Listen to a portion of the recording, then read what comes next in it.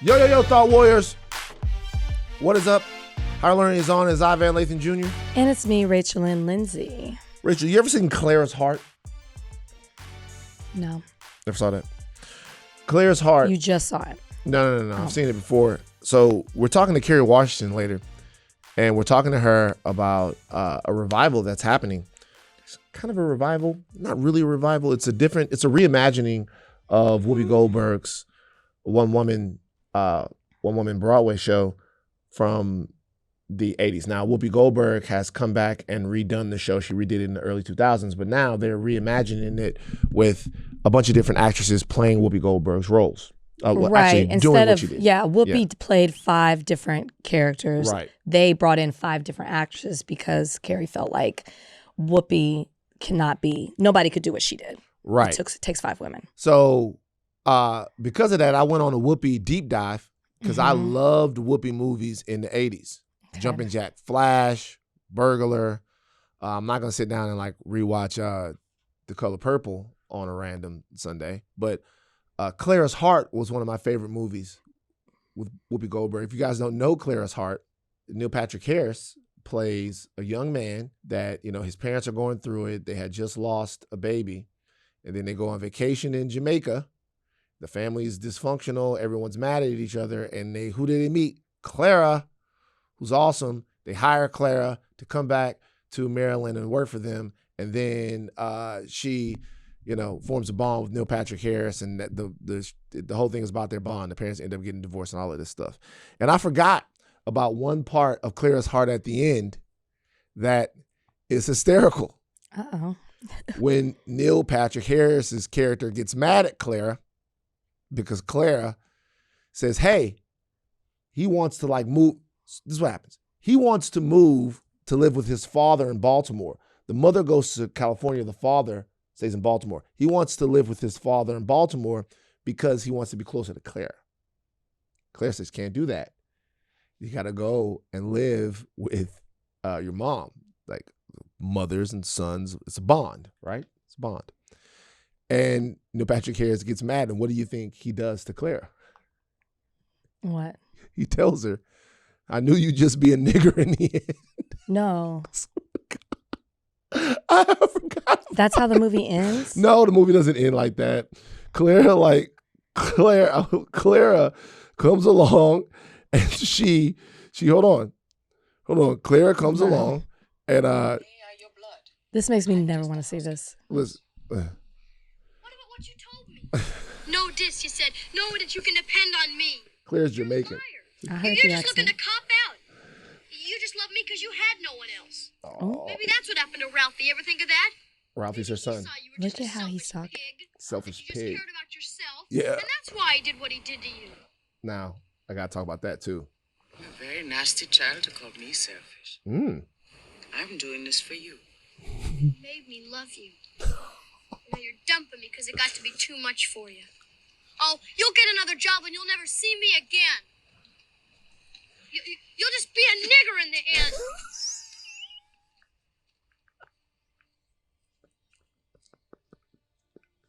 end.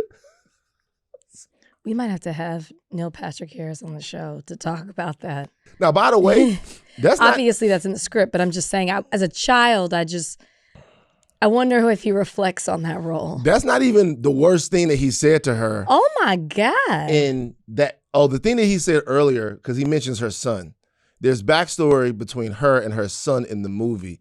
And I don't know what the 80s was doing, going into these types of subjects. When he said why your son did what he did to you, that is a disgusting thing to say to her based upon what, I don't even want to get into Nobody that. wants to see that movie. The movie is But movie's that actually kind of good. trope of the older black woman who cares for the young white child, who then feels so comfortable blatantly disrespecting her and talking to her any kind of way. There's no respect for age. There's no respect for the care or a kindness that was shown. And then at the end of the day, he sums it up because after all of it, this is really what I think of you at the end of the day. Now, Why are we here? After this, they do make up. Of course. She That's walks part over. of it. They do make up. She understands that I guess he's just a kid that's lashing out.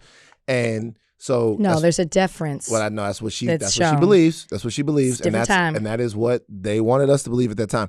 It's a trope. So she goes over there and they make up or whatever. But I just remember I was watching it and I deeply, what is this? What is Donnie putting there? Skip Bayless?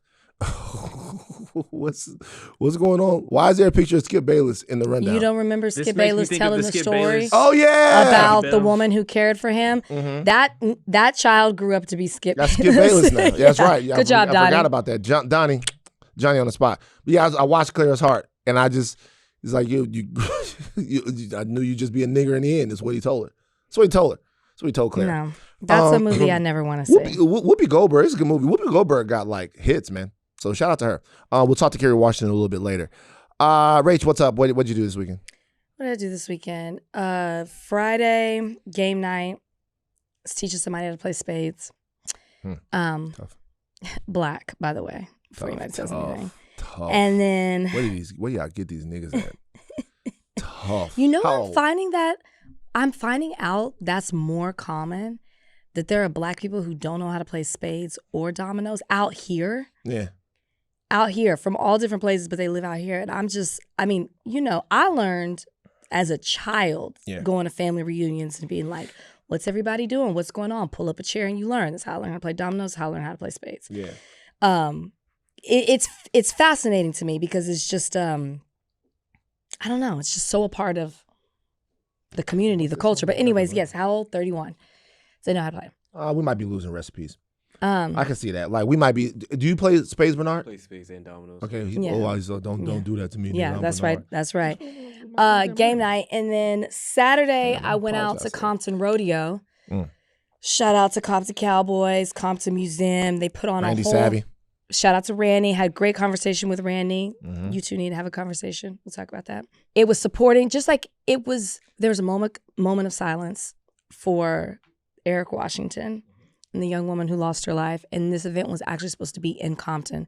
But because of what happened, they moved it. It was actually in Commerce, but it was still benefiting the community and celebrating the community so they can put on more events. And it was really cool because it was put on by these two organizations, but it was spearheaded by young folk. Mm-hmm.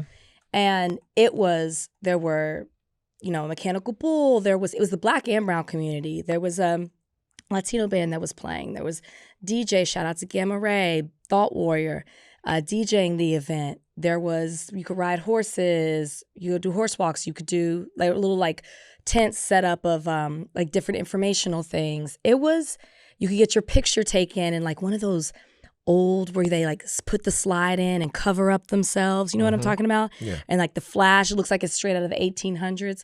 It was like a really just cool, fun event. And the energy was so good and you would have loved it. I really enjoyed myself. So I'm wearing my little Compton Cowboys hat today that I got while I was out there. And then, I didn't feel well yesterday, so. Yeah, Randy is, shout out to Randy. Met Randy some years ago.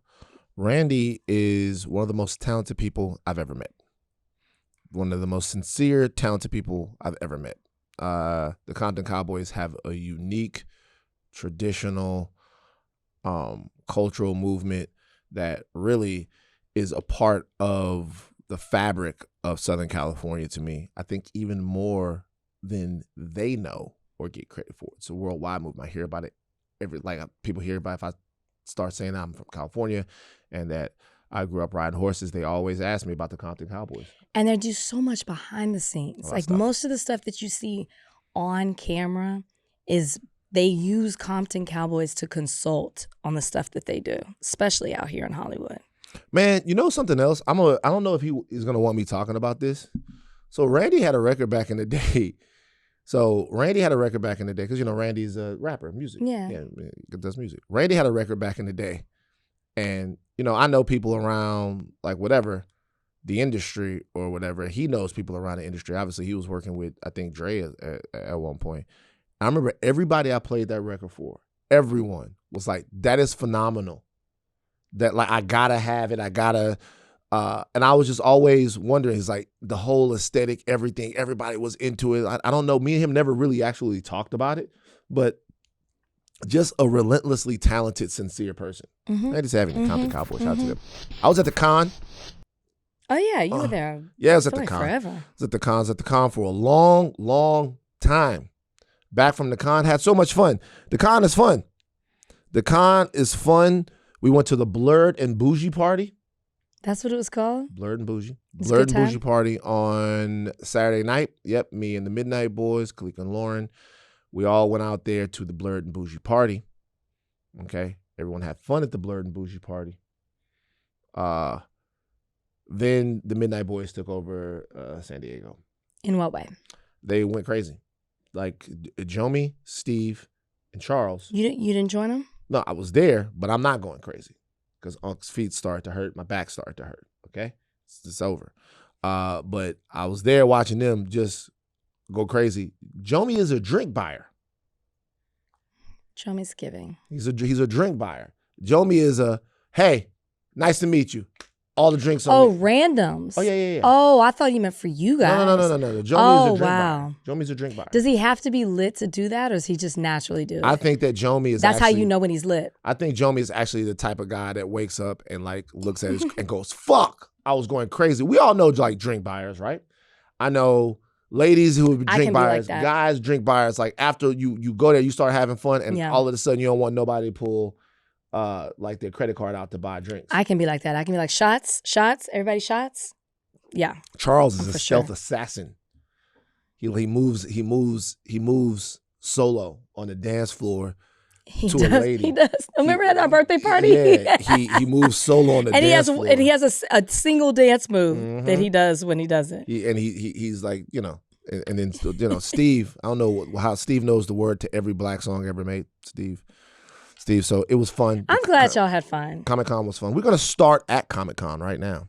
Oh, before we start at Comic-Con, I got word that Orange Juice Jones wants to come on the podcast.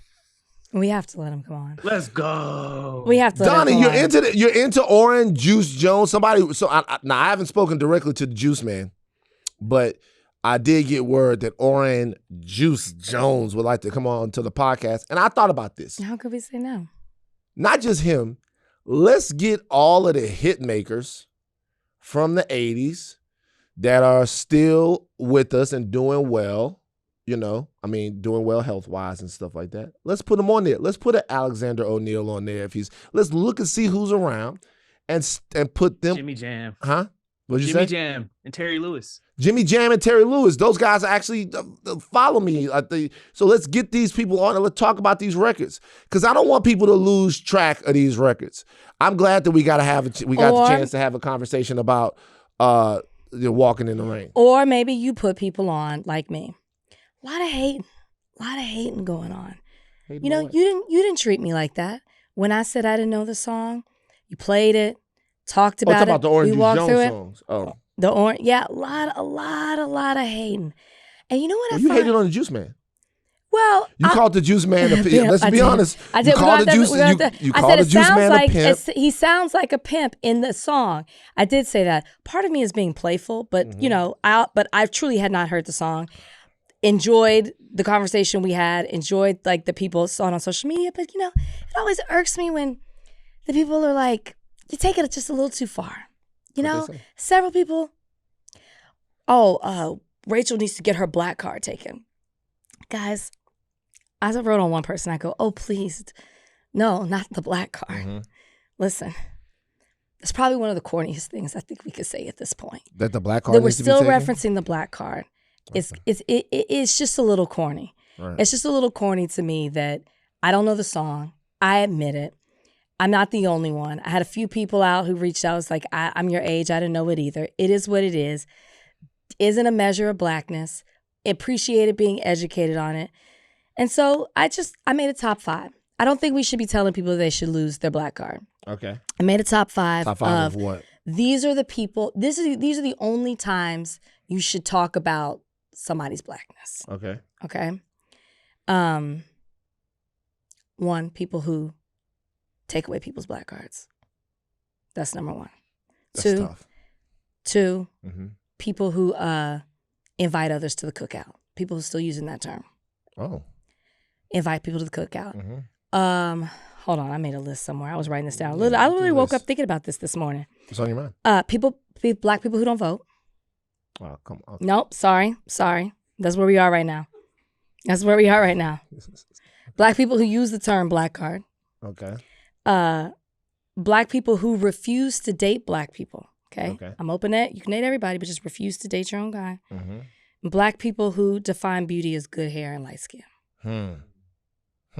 Tough. Okay. Those are the only times we should even be doing that kind of stuff. Like taking people's measuring black cards? people's. Yeah. Well, if you feel so compelled to use that term, take away people's black cards, or to question someone's blackness, it shouldn't be a measure of a movie or a song or how they grew up or how they talk. It should be these things. Yeah, there's some things on there that I would push back against, but it's your list. Go ahead. I push back on yours. I know, which you shouldn't do, but like it's your list. But so I'll say this though, I think that because I was talking to somebody about this not too long ago, I think that like pop culture stuff is not a good reason to like investigate cultural blackness. Like I don't think that pop culture stuff is a good reason to like investigate cultural blackness, because some of that stuff is generational, right? What would have made somebody super black in 65, 75, 85, 95, 2005, it's changing. Like culture is technology, and you upgrade technology and stuff like that. I do think though that like, think about what we did to start the podcast. You were surprised that somebody didn't know how to play spades, right? So even though I said I'm surprised that I keep running into so many people. Right. So one-offs, fine, whatever. But that's because you expect spades to be like a black cultural standard. And so whereas you wouldn't say, hey, somebody needs to have their black card from that. Because right. I wouldn't question their blackness for it. But to set a cultural standard, or at least have, and spades would be a very weak one, but at least to have an understanding of structure in that measure, this is like something that we do, I think that is acceptable. Well, because I'm not measuring it. What I'm more so is the amount of people that I'm surprised with. And again, I don't know if it's a regional thing or not. We're Southern. Mm-hmm. So I feel like it's, if you are blessed to have family reunions, it's something that, you just see all the time. You usually end up knowing how to play, similar to like pity pat and stuff like that. That's like, to me, a Southern thing. I'm more surprised by it, but I would never measure somebody's black. I wouldn't clown somebody, be like, oh shit, you don't know how to play spades? Oh, blah, blah, blah. Oh, you ain't black. I would never do that. I don't measure it. It's just more of like, oh, wow. I would think more people know how to play than not. And right. I didn't know black people. When I moved out here, I was like, oh, wow, right. More people. Because there's a cultural expectation. And I'll say this. Cultural expectation. Right, yeah. Right.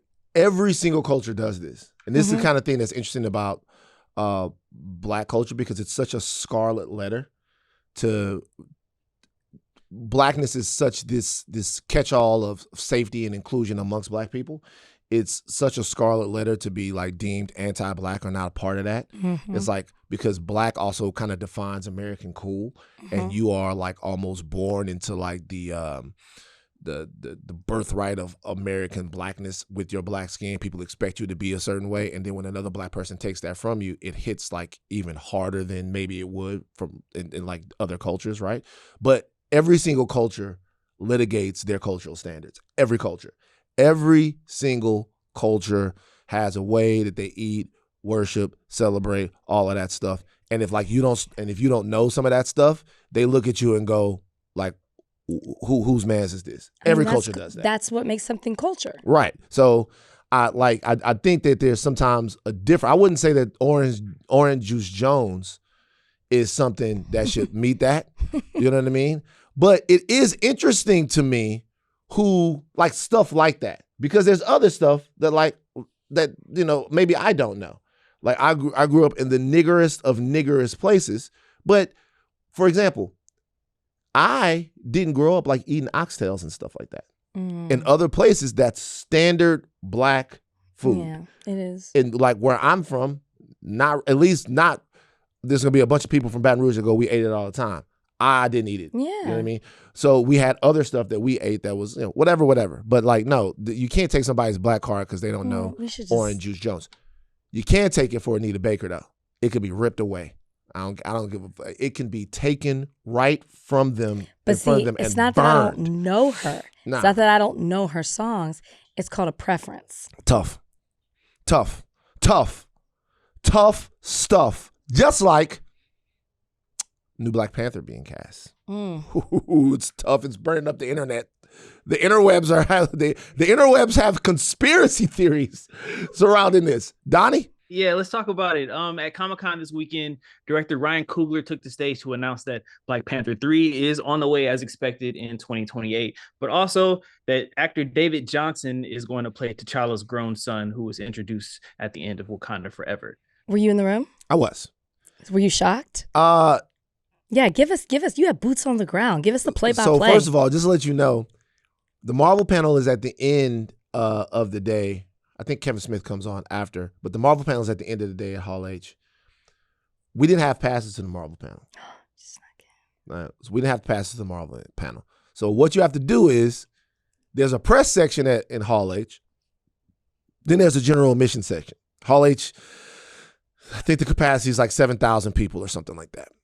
So if you have a press credential for the Apple panel that was before the Marvel panel, then they recycle the press. They take people out of the press seating, and then they put new people back in, people that have press panels. But if you get a general admission seat, you can stay in Hall H all day. Okay. So we use the press to get into Hall H, and this is the entire Ringerverse, and then we had to individually find seats in the dot. There were people there sleeping that got there early in the morning and had sleeping bags and were sleeping in their seats. This is the GA though. This is in the GA. Yeah. So we were like, we got there, we looked around, there was nowhere to sit. Mm-hmm. It is dark. You're trying to look for people. And we looked at each other at one point, we were like, I was like, I'm about to leave. Like, I'm about to go. Like, I'm not about to sit here and do this or whatever. And then Steve got a seat. And then Jomi got a seat. And then Mallory got a seat. And then Joanna got a seat. And then I got a seat. And then the last one was Charles. And Charles got a seat. We're all sitting in different places. Mm-hmm. And then we had to stay throughout the entire Apple panel, which was, I think, 2 hours. And then another panel. The Marvel started at 6. We got there at 2. Wow. And so we had to stay there the entire time. They started off with Ghost Rider. They went into Doomsday.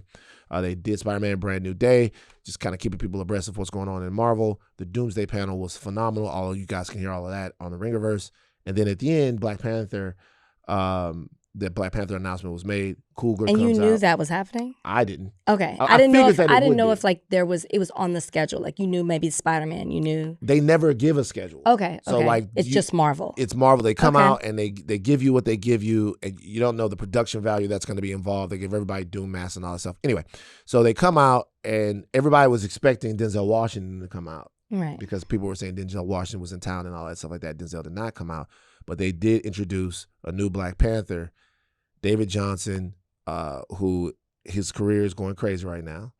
The Long Walk, Industry, phenomenal actor. Mm-hmm. And the room went crazy. I think the people that are in the know that watch a lot of TV and film think that this is an inspired choice.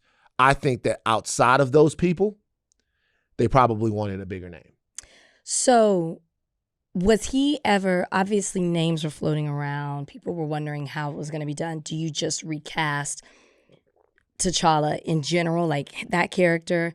Is it going to be the son growing up? What is going to be, I guess, to happen in the third movie? Were you surprised that this is how they did it? And was his name on the list of people they thought? Yeah, his name was on. Was it really? It was on the list of these are people who could play T'Challa. Okay. But on the anticipation list, his name was not. Okay. Of the people that could possibly play T'Challa, you would see his name on lists. Okay. But on these other lists, it was Aldous Hodge. The people who we want to play T'Challa, it was Aldous Hodge. It was Damson Idris. It was a bunch of actors out there that were kind of doing their thing and building their careers and in their moment right now. I mean, Yahya is a different character in Marvel, so that wasn't going to be a thing. But these were the guys that they were putting out there. John David Washington, even, people like that. But is that Aldous a different character in MCU? No.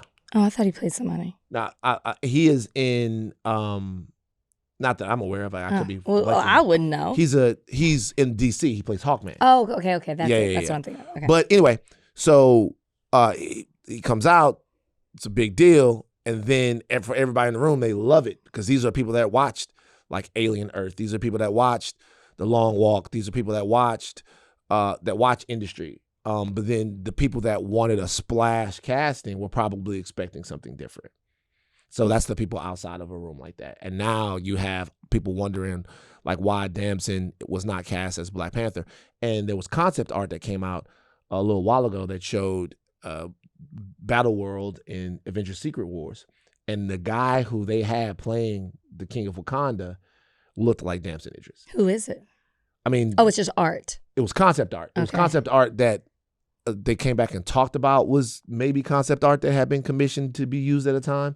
And that showed Damson, and a lot of people expected, or they were expecting that casting would be made public at some point, that they had casting based upon what they had already seen.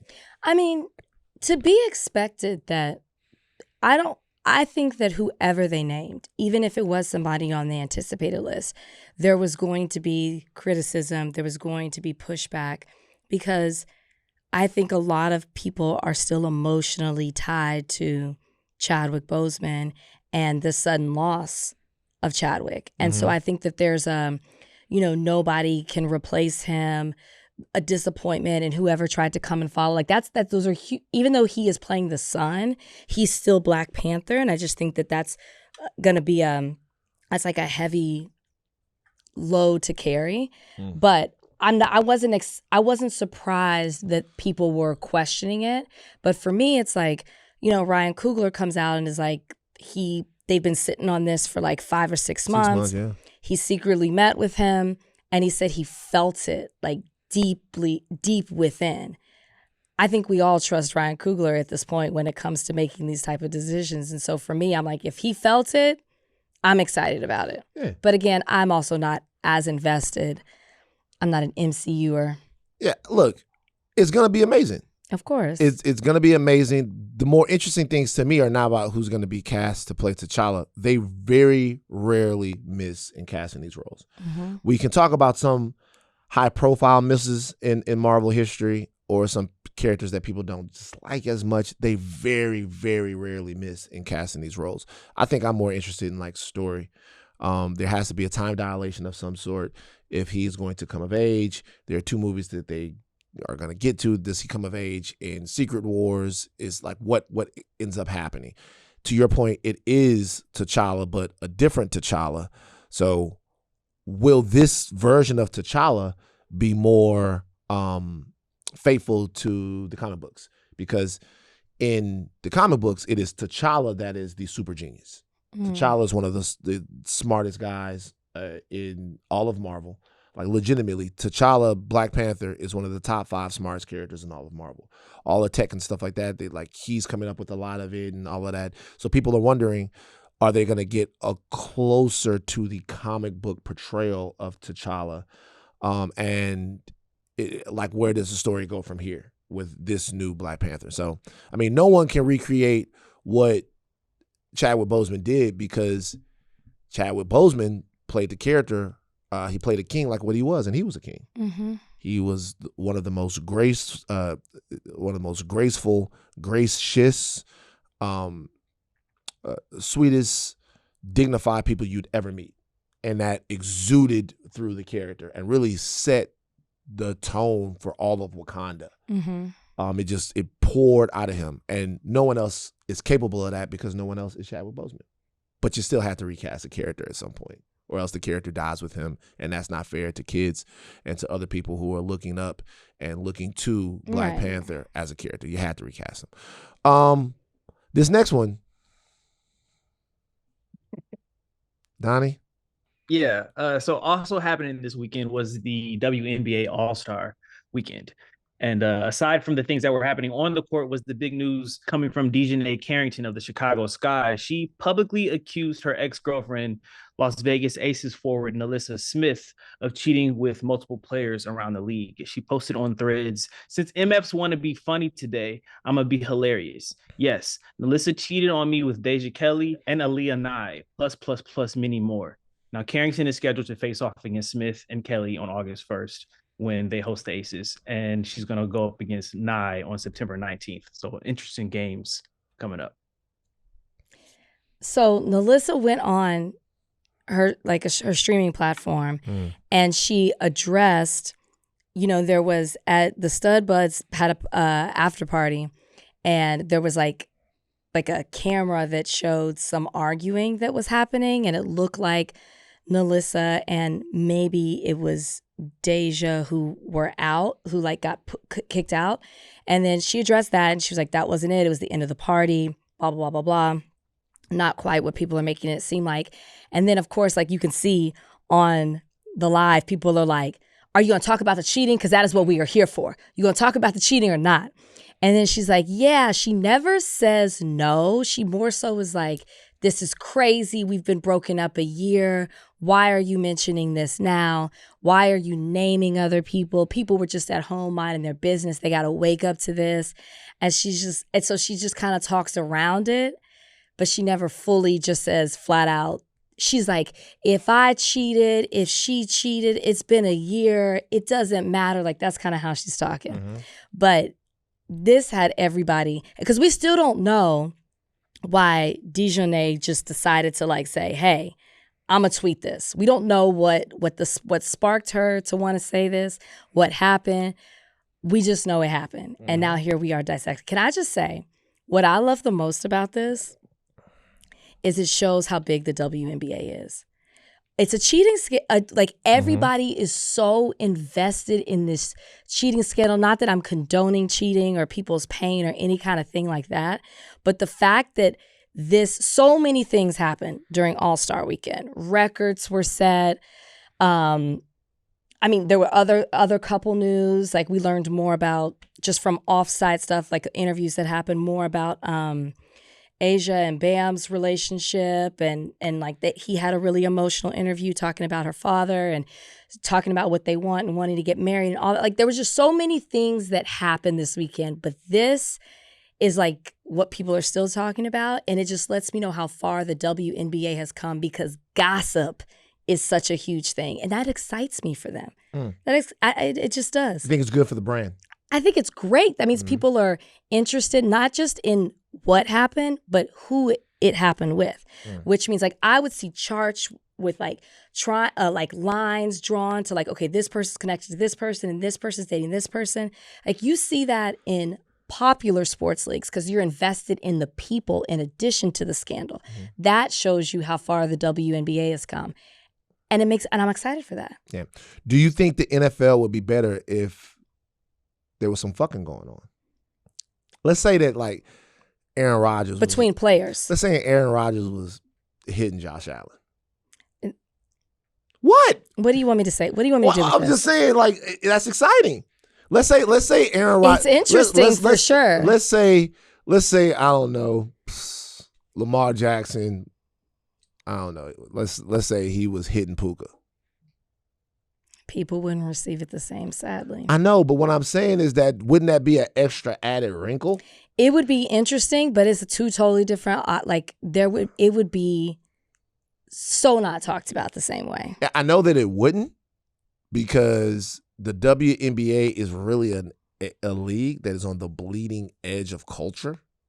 I think whereas people might look at the WNBA and other structures around it and think that the league is behind other sports leagues, in culture, I think the WNBA is ahead. I think the WNBA players have much more freedom to talk about their social and political beliefs. I think there is a directness about the league, even around stuff like this. I think the league has become a flashpoint for cultural conversations in a way that other leagues haven't, because they shy away from the conversations directly. So this is like something that I don't know if this is good or bad for the league or whatever. Whatever, it doesn't matter. Not everything has to be directly good or bad for a league. Some stuff just happens, and then it depends on like what the outcome is. You don't know whether it's good or bad yet. You have no clue, right? I'm sure it's not great for people's personal lives, but you don't know how this is going to play out. But I mean, I'm just saying, wouldn't it be interesting if like Buckner was like hitting Travis Kelce? And then you know, Travis Kelce is like, you know, like let's say that Harrison Buckner was giving a speech, and then at the end of the speech, you know, he's up there and he's talking. At the end of the speech, he goes, you know, and I just want to be a real player. I want to be a real player in this league. I want to be a player that is authentic in everything that I do. And, you know, there are some players who I've played with, some players who I played against, who do big, huge things in Madison Square Garden, and we know that those things aren't real. We know that they didn't really mean them. We know that they do them for their careers, that they do them for other reasons, because we know who those players really love. And it might not be what you guys think that it is. And then we all went, why is Harrison Buckner, why is he getting so emotional about Travis Kelce getting married? Boom! Because he's hitting Travis Kelce. Oh my God. Okay? Because that's what's going on in his mind. That, to me, takes that shit to the fucking, it's the same thing. No? It's different, but it would be interesting if that's the word you're looking for. Donnie, if we, be honest, if what I just said happened, would that not be something that would be, wouldn't you not be interested in that? What if Jared Goff was hitting Amon-Ra St. Brown? Donnie, wouldn't that be something that you would be, isn't that interesting? It's a scandal. You're right. It is. I said it's. I'm like the one you who would used get the word a whole interesting. new demographic of fans as well. Like my sister, who does not like football, she would be all in if these were the storylines that she had to follow as well. I agree. I'm just saying. But it would be interesting because they're popular players. And so whether it's good or bad for the brand, it shows the popularity, which is what I love. They set a record for attendance this year. Mm-hmm. They got to practice at the Obama Presidential Center. It's Obama. Yeah, like someone dunked. Dominique dunked. Yeah. Like it's just like so much happened. It's so not exciting. Just dunk, flush that bitch. Yeah. Bang. Yeah. Hey, yo, we gotta talk about it. We're not gonna talk about it on this podcast, but at Jomi's birthday party a couple of weeks ago, I floated an idea. The SAGE program. Do you remember this? I don't think I was around for this. In the NBA. I'm gonna give you guys a breakdown, not today, of something that I think in the NBA would help spur stuff like this. It's called the SAGE program. Spur stuff like what? Like player relationships? Maybe the league is moving too slowly on embracing certain things, but I have something called the SAGE program. I might go on Jason Concepcion's podcast, Wait a Second, to debut the SAGE program, my proposal for the SAGE program. I give it to somebody else. Because Jason's my guy. I like Wait a Second. I've been on Wait a Second a couple of times, you know. And I show love to the Ringer, whether or not the Ringer shows love to me or not. So, like, what I'm saying is the SAGE program. I'll go on there. Maybe I'll talk about it. Maybe I'll do it here. We talked about it. You just don't remember. I was not there for this. Were. I think I would remember that. I didn't talk to you that much at Jomi's party. But for this, you were around because it was me. Because I floated it with the NBA guys. I floated it to Jason, the great Logan Murdoch, Isaiah. I floated it to all of them. Isaiah was automatically in on the SAGE program. I wasn't there, but I'm eager to hear about it. Yeah. Mm-hmm, yeah. Mm-hmm. Wonder what you'll think about it with like when you hear about it. Okay, what else is going on? The White House Correspondents Dinner. Yeah, that happened on Friday. After it was rescheduled following the shooting the first go around, the president took swipes at familiar targets such as Joe Biden. He promoted his White House ballroom. He made jokes about RFK. He said Ilhan Omar should leave our country. And he made this joke about Nicki Minaj. But after hearing the gunshots, many people yelled, Get down, which caused Nicki Minaj to start twerking. Do you believe it? Get down. I was Trump. Trump, he had another joke as well. Do we need to hear that? I mean, about Caitlyn? I mean, whatever the joke was, it was like about sex, the sex joke. Oh my God. Did you hear this joke? Donnie, run that one too. Yeah. And all joking aside, I do think we need term limits in Congress. I think term limits are very important because I see what's happening. The other day, a senator I knew got a text, a great guy, from his wife. And she said, when you get home, I want to have you immediately come up the stairs and make love to me. And he said, I can't do both. You know what? In other words, can't go up the stairs and make love. Does anybody get that? Well, I thought that was actually pretty good. That was actually the only thing I thought was good in this whole freaking stupid speech that they wrote. He's losing his touch. He's He's losing his touch. It's going away. He's never been funny in that way, though. Not when he has to be. It's when he doesn't even. I don't even know if he's trying to be funny. He ends up being funny. Yeah. That's when I usually chuckle. Yeah, I mean, comedians are funny because you connect with what they say.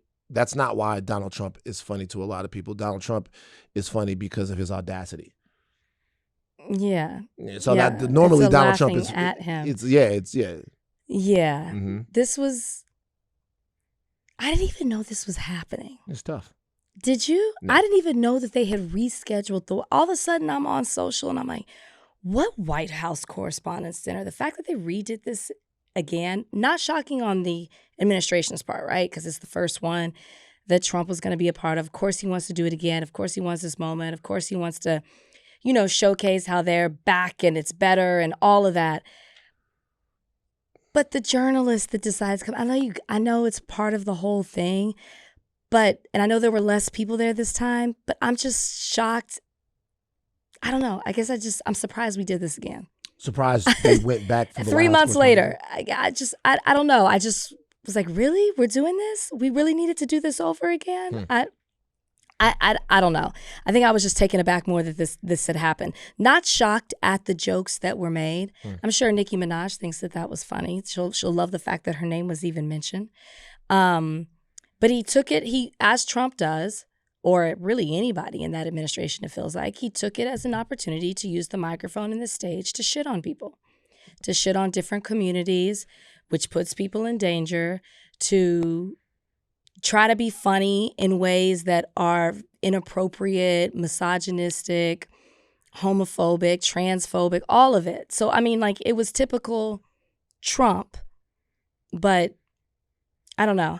I feel like the biggest news that came out of it was that everybody was talking about Kristen talking to Stephen Miller was more than... Yeah. Let's talk about Trump failing as a stand-up comic, which, I'm obviously at the top of that industry. Trump failing at being that's really not news. I think that to me, there's a noticeable loss of vigor up there. It wasn't just that he wasn't funny. He no longer has the ability to command that stage in the same way that he used to. And he felt it. Right. When no one was laughing, he started shitting on everybody in the audience and the person who was writing the jokes because it's never his fault. Right. That's what I think. That's probably the funniest thing is that he was realizing in real time, nobody's laughing at anything that I said. He wasn't up there like the president, someone who, whatever, man. We can talk about the damage that's been done to the Trump brand, to MAGA, to this. That would be Galaxy Brain in a situation that's more so about watching him flail up there. What does it mean? There's a lot of people going to do that. But this picture is actually interesting. Donnie, put the picture up. And obviously, this is Kristen Welker from Meet the Press, who is she's talking to Stephen Miller here, and it looks like they're talking in a way that's cordial, if not collegial, in that way, and people are really up in arms about that. I mean, we talk about all the time how when the camera goes down, how people have conversations, how politicians, I know she's not a politician, but she interviews these people, how politicians, are friendly. Go to bars, go to dinner. They do all these things. So it's not shocking. She works for a corporation. She probably wants to keep a friendly, cordial, to use your word, relationship with the administration so she can continue to book them on her show. But this is Stephen Miller. I don't feel like if I was even trying to find something where I'm like, okay, well, I can understand why you talk to that person. If I was like trying to deeply find it within me to say, I can see why you would want to be cordial with this person, Stephen Miller would never be that person. I don't need to go down a laundry list of all the things that Stephen Miller is and represents, how hateful he is to anybody who's not white, and how it's his life's work to basically, he is a white supremacist, and it is his life's work to create policies that further white men and shit on everybody else. And he is the driving force between a lot of it, if not all of it, with the Trump administration. So I don't understand, I guess, what you could be saying, could be talking to them. And it looked like maybe his wife was next to him, the back of her head. I just don't understand why that needs to be a conversation. But that's me. And so I can understand why people are so annoyed or disappointed in seeing that. And this is not a knock to Kristen, because she does amazing work on Meet the Press every single week. But I just don't understand the reasoning of having to be cordial to someone like Stephen Miller. I can understand if you want to respect a certain office, like the president, respect the person who holds that position. Maybe I can understand that part, but not somebody like Stephen Miller. The answer is capitalism. The answer is that her job is connected to access. That's it. There's nothing. This is not a personal indictment of her. No, I know. This is nothing. There's not a grander conspiracy here. There's going to be outrage around this, but her job is connected to access. Not only her job as far as like the way she makes money or anything like that. Her ascension in her profession is oriented around access. She has to have these sort of warm collegial relationships on both sides of a political aisle. She has to be able to talk friendly and openly and politely to people that you despise, to people who despise you. That's a part of it. She's in competition with CBS. She's in competition with ABC. Meet the Press is a brand that's been around for a very, very long time. There's never going to be a point that politicians and big-time politicians are not going to go on Meet the Press. That's not what's going to happen. There's insulation there that is based around the reputation of that program. That is true. At the same time, though, she is in a competition, a blood sport, really, with those other people for having sit-downs like she did with President Trump. For all of that type of stuff, that's a part of the job. What you just saw right there is an occupational hazard. I agree with you, but is he the guy? Is he the one that you need to be able to do that with? I just feel like he is somebody you could walk past, and it would not hurt her getting Trump on her. I disagree. I mean, I'm not making an excuse for. No, I know you're not. Yeah. I know you're not. I think this is just a disagreement we have. When I look at him and what he represents, I don't think that acting like you don't see him, avoiding him during the night is going to hurt your chance in getting President Trump back on your airways. I just don't. Him in particular. Number one. Maybe another one. Maybe you can't do that with Pete Hegseth.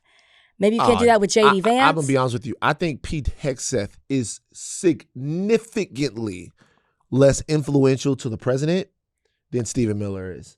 I might agree with you on that part. Right. So if I think I just mean having I know his status, his position on your show is what I'm saying. But then let's put that into context then, right? She's got to give hardball interviews to all of these people or whatever the fuck is going on. I understand that the way that the game is played on the Sunday shows, but if that is a guy that the president of the United States, she might as well be nice to him. She could be nice to Trump.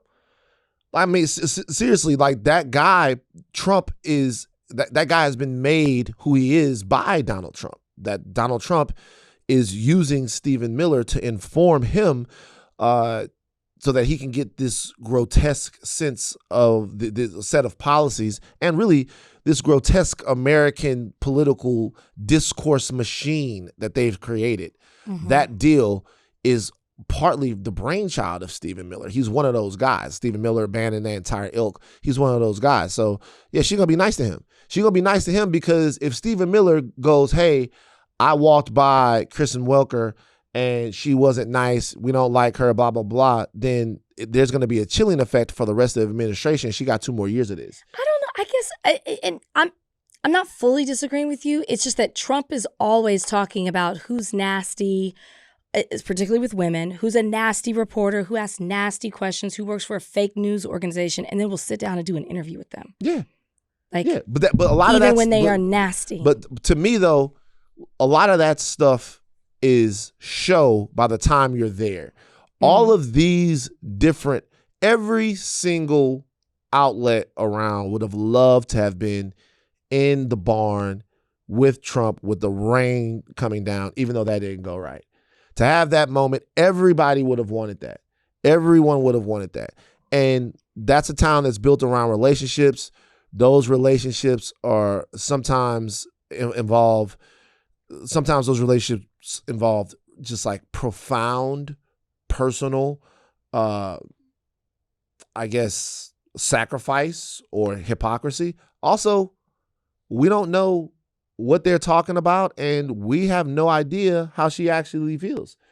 We don't know what her politics are. We don't know any of that stuff. So, like, to me, I look at that, and I think it's completely appropriate for people to look at that picture and video and go, I don't like that.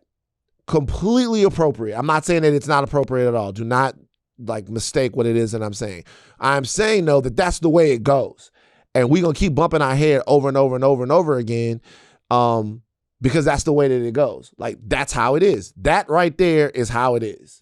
That's how it is. I'm glad that people get to see it. But in that situation, she's thinking about her. She's thinking about her network. She's not thinking about the interview before. She's thinking about the next one because that's her lifeblood. It is. Everybody's in competition. That's what it is. Okay. I tell you, there are other people who I follow and love who might have not been in that situation, but those journalists are more independent journalists. Any of those legacy media places, I mean, that's a conversation. That's a corporate conversation happening right there. Okay. We're about to talk to Kerry Washington on the other side of this break. Stop down for that. Guys, stay tuned. Huge moment. Legitimate icon on the show right now. Okay. So many awards. Primetime Emmy Award. Black Reel Award. NAACP Image Award. Teen Choice Award for Best Breakout Performance in Save the Last Dance. The recipient of that, 2001, Kerry Washington joins us on Higher Learn today.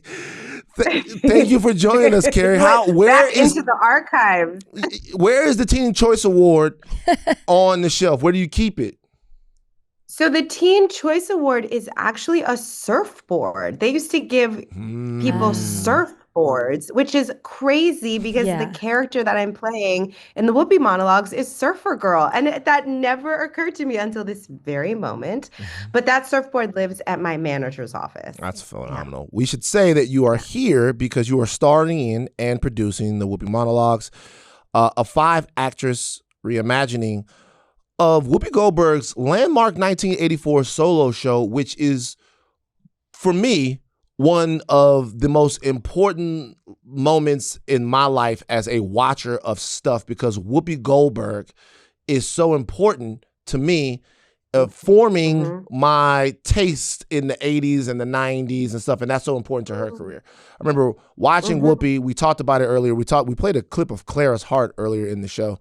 Oh wow! Yeah, and then right after that, she goes on to be in The Color Purple, like the Jumpin' Jack Flash, Burglar, and then she hits this huge Ghost. Yeah. All of that stuff. She becomes like a mainstay with us, and this is a formative piece of Whoopi lore. Why did you guys decide to attack it in this way, reimagined with amazing performers along with yourself? I love that you asked the question in that way because it's really conversations like this that inspired this into being. Because Whoopi had a profound impact on me. I saw this special as a little girl on HBO. Even though I grew up in New York, it wasn't a show that I went to see with my parents because I was really young, but they did let me watch the HBO special. So I was like 8 years old, walking around my house singing Around the World in 80 motherfucking days, quoting the show. And my mom would explain to me, like, you can do that at home because this is art. You can't say those things out in the world. But she understood that what Whoopi was doing was using humor and sometimes profanity to break down our barriers and open our hearts and then really transform audiences. And I just knew, like, as a little girl, I was obsessed with this show. I memorized Surfer Girl, I memorized Fontaine, I just was so blown away by the material. And throughout my career, when I got to work with Whoopi or meet Whoopi or talking to other actresses, this conversation would happen again and again. Like, I don't think I would be where I am today if it wasn't for the Whoopi monologues. I don't think I would have the career I have today. You know, she's one of our EGOT winners. She's just such a groundbreaker, and she made the impossible seem possible for so many of us. And so, as I had these conversations with people, I just felt like at some point, we need to remount this work with a collective of women in order to honor Whoopi, honor her legacy, honor her contributions, and say thank you. Because when she created this show, the Whoopi Monologue, she was really just trying to say to people, like, look at me, look at what I can do.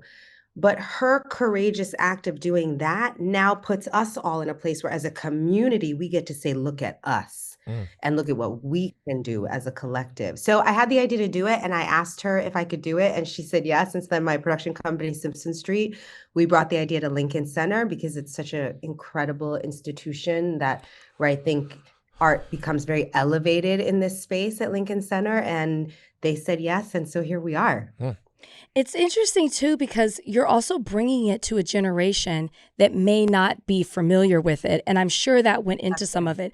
Whoopi's career, it expands across so many decades, and she represents so many different things that someone might say, oh, I only know her from this. Oh, I only know her from this. Yeah, I only know her from The View, Right. or I only know her from hosting the Oscars or Comic Relief, or she's had such an incredible, as to your point, depth and breadth of what she's been able to contribute. Yes, and I'm so excited that people are going to see her some people will see her in a new and different way, but then also how relevant what she did over 40 years ago still is, sadly, in certain ways.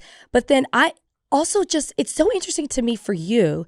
You've learned about her show at such a young age, and it still resonated with you probably before you really even understood what it meant. It's so true. What was it that even as a young girl you loved about this before you really could really understand the meaning of it? I think that as a child, what I understood was that there was this Black woman on my television screen that was a superhero because she was morphing before my eyes. And I was an only child. I spent a lot of time alone. I spent a lot of time in my imagination. She made what I did alone in my living room, she elevated it into an art. And so I identified with her. I identified with her magic. I wanted to figure out how to harness my magic in the way that she harnessed hers. And I did also even though there was so much that went over my head as a small child, I grew up in the Bronx. So Fontaine, the junkie character, like, I knew Fontaines. I had Fontaines in my family. And the fact that she made this character somebody who was educated and who was thoughtful, who was profound, but who was struggling with drug addiction, that was really powerful to me. I don't know if I could have articulated it at that age, but I knew, like, I know Fontaines, and she has centered Fontaine on the stage. She's made Fontaine not somebody that we look away from and ignore on the street, but somebody whose story we stop to ponder. I knew surfer girls, I knew girls in my neighborhood who were like that, or, because my family traveled. The Jamaican lady, there was so much about the Jamaican lady period, the piece that I didn't understand. But my grandmother immigrated to this country from Jamaica worked in people's homes, cooking and cleaning. So again, there was a character who society wants to marginalize and look away. And Whoopi is saying, see us, we matter, our stories matter. So I think as a young child, even though I may not have gotten a lot of the nuances, I knew that what she was doing was magical. And I knew that what she was doing was important. How underappreciated is Whoopi Goldberg? Like I'm seriously, like I talked about it earlier. I went back and I've been with her throughout my entire watching life of stuff. Right. Every single era, right? You even talk about Sister Act. We talk about, Eddie.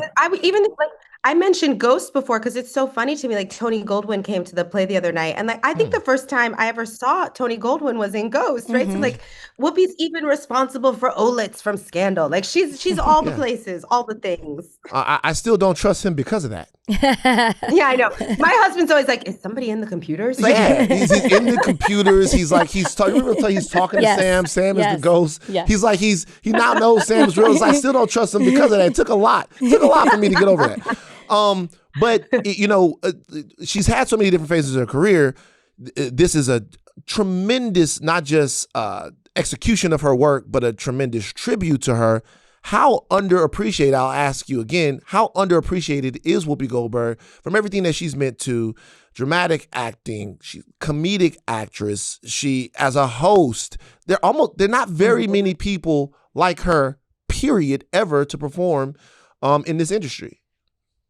I agree. I think when I listen to your question, the answer that really lands in my heart is that I think there are many of us who appreciate her privately, but I don't think we've had the opportunity to, as we always say, like the proverbial, give her flowers in real time in this way. Like, I don't think we've had enough public declarations of her genius. And that's what I'm so proud of with the show, is that it's one thing for me to carry gratitude in my heart, but to actually pull the work forward, introduce it to a new audience in a new way, and honor her in our bodies, right? Like now the gratitude has become embodied and is being delivered, carried forward to audiences. We're actually like disseminating our gratitude with contagion so that other people feel the excitement that so many Black women in particular feel for her and toward her. We were talking about it before about just how I think you made the comment of Whoopi is just so great, and she was able to do this as a one-woman show that you can't repeat or be a Whoopi in that way. So you have 5 women, including yourself, who are representing each character, and they do it start to finish rather than switching in between like she did. And I am wondering, what changes when a character gets to perform in like the whole thing instead of just like a few minutes back and forth? Like, what is a character, like, what does that bring to that role that they get to do it from start to finish rather than switching in between? Yeah, what's interesting is she would change hats and become these different people. And so as a result, a lot of the fervor around the play when she mounted it, I mean, in her EGOT, this is what she got the Grammy for, was the recording of this show.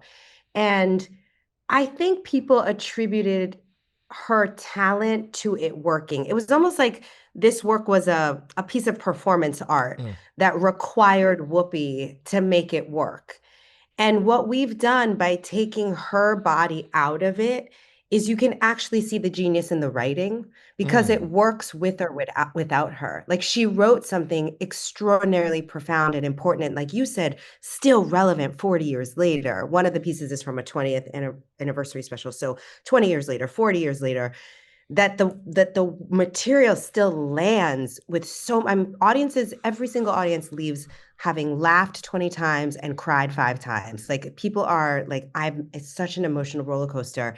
And that's a testament to Whoopi's writing.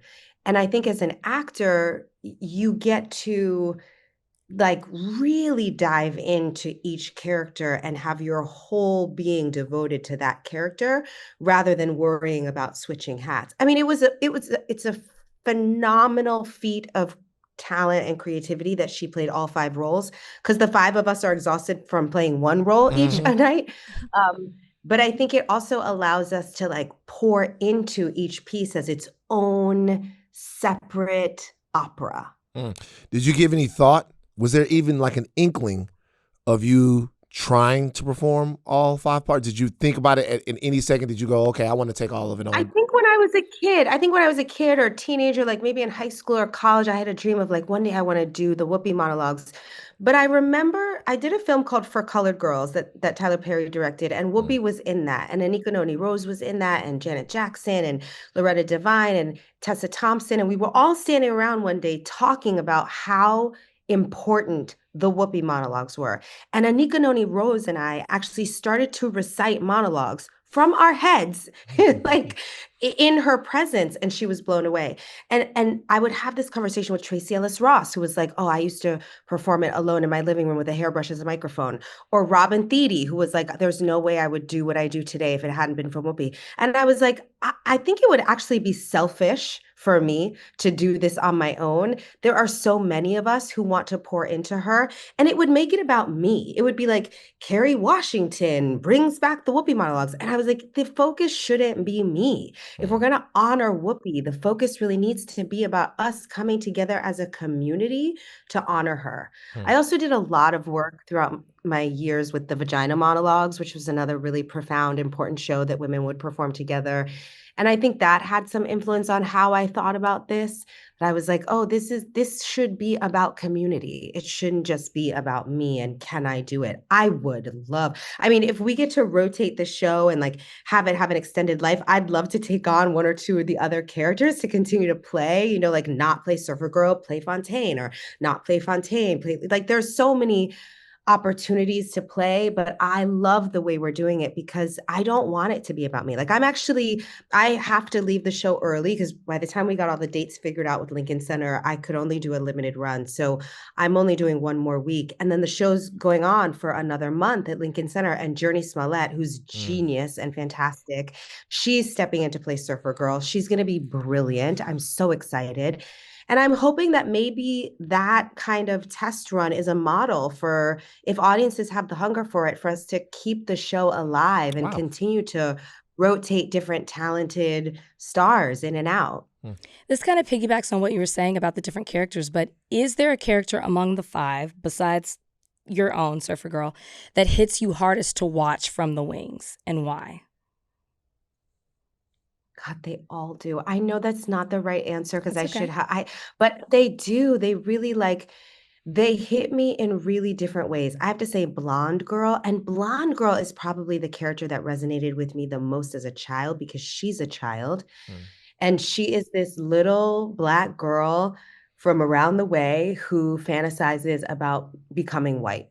Because of the lack of representation in her world and in her community, she doesn't know how to see herself as beautiful.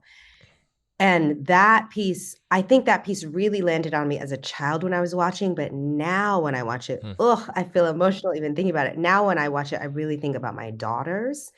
And so that piece lands on me in a very different way now as a mom, you know, because of wanting to continue to do the work that I'm doing around representation and creating opportunities for us so that no little girl feels that way. You mentioned Tracy earlier. She's on the stage right now. Dawn is on the stage. I think she is. Yeah. Yes. Yes. Tracy's on the stage right now. You guys can go see it.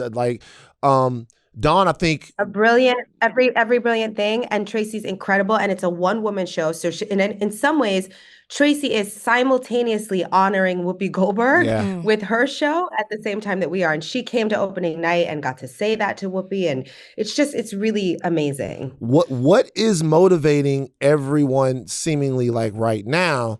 So I'm seeing a lot. Said is on the stage. I'm seeing a lot of people actually go do Broadway, off Broadway. Like, what's motivating everyone to go out there? And I mean, Don's veteran of the stage, but to take the stage right now. Yeah, I loved Dawn. Purposes was so fantastic. And Kara Young was in Purpose before we stole her to come over to the Whoopi Monologues with us. And Io is so fantastic in that. I think that the theater is so special because in particular in this time when AI has us questioning what's real and what's not, to be in a room with other human beings where you have this social contract of like, everybody's going to show up at the same time in the same place and the lights are going to go down. And just like we did in prehistoric era, we're going to sit around a fire and we're going to tell stories. And the fire today is the fancy lighting that's in the ceiling, but the stories are the same. We're going to talk about love. We're going to talk about loss. We're going to talk about ambition. We're going to talk about adventure. We're going to talk about fear. We're still doing that. So there's just something I think so like ancestral about the theater and about being in real time and space with people in a ritual of storytelling. And also as an actor, it's so good for you. It's like, I don't know. It's almost like it's like a different kind of training. It's like when athletes go off, it's almost like training camp. Like I think about my husband, when he used to be in the league and he would go to training camp and he would like disappear for a month to prepare for the season. And there's something in the ritual of doing theater also that your muscles just get stronger, your instincts get tighter. Like you can't turn around and say to the cameraman, like, wait, cut, I want to try that again, or give me one more swing at it. Like you have that one moment on stage, and if you forget your line, you got to figure it out. Like it just makes you really sharp. So there's a gift on the other side always of doing this kind of work. There is, I went to the Pantages just this past week to go see Phantom of the Opera, and there is such a magic and what feels like an immersive experience when it comes to theater. And I'm wondering, like, and you're right, like there seems to be so many more people from film and television who are coming back to the theater, at least feels like that right now.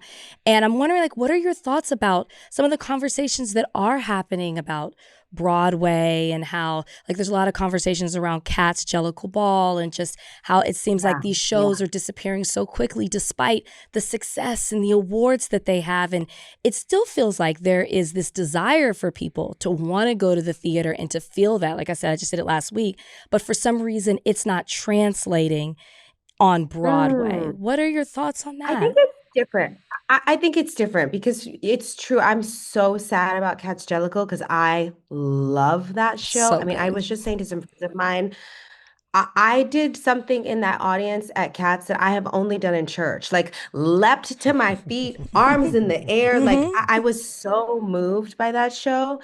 I love it, love it, love it. So I'm really sad about that. At the same time, there are shows like Proof with Don and Io that has been a great success. The show with Taraji and Cedric, I mean, Joe Turner has been a huge success. So I think, sometimes it's hard to have these conversations because any time you have a show that works and is successful, it's a miracle. Like there are a lot of white shows that fail too. It's just hard to do what we do. But I think that it's important to talk about the shows that struggle because as a community, we need to make sure that we are supporting our stories because we're only going to get more of our stories when we show up for those stories. So I know that's a hard topic for you, so I'm going to give you a less hard one now. We'll switch to politics. So a question. You've always been so outspoken, and always been so directly active with some of your political work. We're asking a question now to you. How much should celebrity endorsements of politicians and movements matter? I think a lot of people are asking questions about how much we should have because everybody has a patron saint that's a celebrity or influence or whatever that represents the left, the right, the center, this, whatever. And it seems like sometimes we're fighting proxy wars on behalf of those people. How important should we take what a celebrity thinks politically or a candidate that they like as the voting public? Well, what I would love for people to do is let go of the hero worship in general. I want us to move away from centering the idea that one person is the solution to all of our problems. Again, and I think this is just a weird thing about how my brain works, and I don't know why, but when I say I didn't want it to just be me doing the Whoopi monologues, because I know there's more power in community, that's how I feel about politics too. That you do have these once in a generation people like Barack Obama, who is, a miracle of being. But generally speaking, the solution is not in any one politician, and it's not in any one celebrity to win or lose an election either. The solution has to be in community. The solution has to be like the definition of democracy is government by the people, not government by the person. So for that to work, we all have to show up. So to that end, I think it's wonderful. Two things. I think no person in the public eye should have to sacrifice their voice in a democracy. So I always say, I don't talk about politics because I'm in the public eye. I'm never going to give up talking about politics because I happen to be in the public eye. I have a right to talk about the things that I want to talk about because I'm one of the people in We the People. And what I want more of us to do who have a microphone is to, rather than say we have the answer or we have the solution or this one person is the answer solution, but like, what is the values perspective that we're coming from? And how do we just encourage everybody to own their voice? Like, how do we encourage every person to know that their voice and their vote matters? It's not about me. It's not about whoever is Gaga, Beyonce, like whoever you want to get to perform at the whatever. It's not about that person. It's not even about the one candidate. It's really about like, who am I? What are my values? And when I say who am I don't mean me, Kerry Washington. I mean like my neighbor that I grew up with in the Bronx. Who am I? What do I care about? What's important to me? And then am I willing to show up at the polls to have my voice be heard? That and to me, in some ways, to bring it back to the Whoopi monologues, I think that's one of the reasons why the material still resonates so much is like, again, these are all people who we need their voices. We can't afford to have members of our community be marginalized or think that they don't matter. When people tell me their vote doesn't matter, I'm like, but you matter. So your vote matters because your life matters. Like, politics is not a mystery idea. It's like, it's where you live and how you worship and what you can wear, the water you drink. It's the books you read. Like, that's what voting is about, is protecting who you are and what matters to you. And I think at Simpson Street, at my company, we gravitate toward material that reminds people that everybody is the center of the story of their own lives, that everybody's voice matters. That's the way the world works best. So well said. And the end of what you're saying, I kind of want to talk about a little bit, because it's the characters that you represent on screen, on stage, or that you decide to get behind and produce with Simpson Street, that there is something that is so complex but yet relatable about the characters that you choose. And I'm wondering the thought and strategy behind it, because it reminds me of Karen Pittman on the morning show in the first season. Like, they're asking her why she decided to have a relationship with Steve Carell's character. Yeah. And she just simply says this comment of like, humans are complicated, or people are complicated, or something like that. And it was so simple, but that sentence always resonated with me because it's so true. And your characters are like that, but free of judgment, I feel like, because I'm like, oh, there's something that I understand why they did what they did, why they're imperfect, why they're complicated. And I know that you've said that you want to do material that's, make sure that it's not disrespectful to women, and specifically to Black women.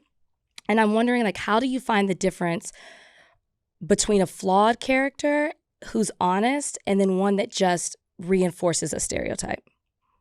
Ooh, that's so good. That's such a good question. Because, it reminds me of that Chimamanda Adichie quote of like, I'm going to paraphrase, but she says something like, stereotypes aren't wrong because they're false. Stereotypes are wrong because they're not the whole picture. So we get in trouble with stereotypes when we don't allow the full humanity of the person, the full context of the person, when we try to reduce somebody to to just a simple idea without allowing for the layers of humanity, that's where we get in trouble. And I think that's one of the things also that I really love about what Whoopi does with this writing, even the character names, right? It's like surfer girl sounds like a stereotype. Blonde girl sounds like a stereotype. Jamaican lady sounds like a stereotype. But when you open your heart and you spend time with them in this monologue, you're in conversation and community with them, and you realize people are complicated, that there's complexity and beauty to everybody's journey, and that's what humanity is, right? So I really am drawn to characters that we talk about this at the company all the time at Simpson Street, about looking for stories and characters that sit at the intersection of what makes us very unique and different, because you want to step into a world that you've never been in before. You want to feel like when you're watching something, it's new and fresh and is moving the bar, pushing the boundary. But we sit at the intersection of that, what makes us unique and different, and what makes us all the same, that shared humanity of we all want to be loved, we all want to be successful, we all want to live in a just world and be healthy and free. Like that is, I think, something we're always challenging ourselves with. And I think that the big difference between reinforcing stereotypes and being a complicated person is that magic alchemy of humanity. Like, can you be a real person? And so a big part of that is, for me, getting behind the why with compassion, getting behind the why. People do, like when I think about my character from Imperfect Women, she's so messy. She's so messy. She makes a lot of choices that I don't necessarily agree with.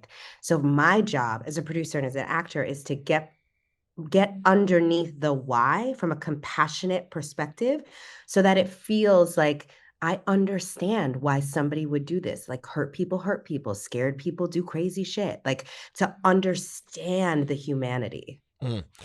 I saw an interview with you not too long ago. It was, you and my enemy from Ghost, and you guys were both being interviewed, and you said that you don't think that Scandal could probably be done on television today. It was Actors on Actors a couple of years ago. I think you guys were talking to CNN, and I was wondering why do you feel that way? You guys didn't expound. Like, why do you feel like at this point Scandal probably is too hot for TV? I mean, there's a lot about Scandal that could exist because we were so groundbreaking in terms of, there was a lot of talk at the time that when Scandal aired, there hadn't been a woman as the head of a network drama in almost 40 years. And then when Scandal was a success, it led to the success of so many other shows with Black women as leads, whether it was Empire or Quantico or How to Get Away. So in that way, it could exist. I think what Tony and I were both talking about was there was a level of like dark, corrupt politics that at the time seemed like fantasy. There was an underbelly of the dark side of what could happen at Washington, that I think we were living in a time where we had much more kind of hope and joy about many of us. I don't want, it's complicated. Some people feel the exact opposite of what I'm describing, but I'm talking about for myself and a lot of the communities I travel in.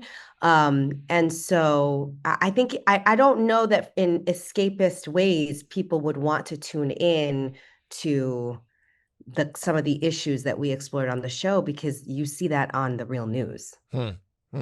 That's, I guess I didn't think of it that way. I was thinking of the love story. Because I love the love story is amazing. And there was a lot of great stuff that we dealt with politically, and but there were, some of it was like, hard. Some of it was. Well, she's saying she doesn't know if they could handle the interracial love story. That's not what I said. Rachel's saying. Really? Yeah, Rachel thinks. I was married to somebody who wasn't Black. He's just being funny. Rachel thinks because she the way they treated her, she's like, they're not gonna go for it now. But we love that.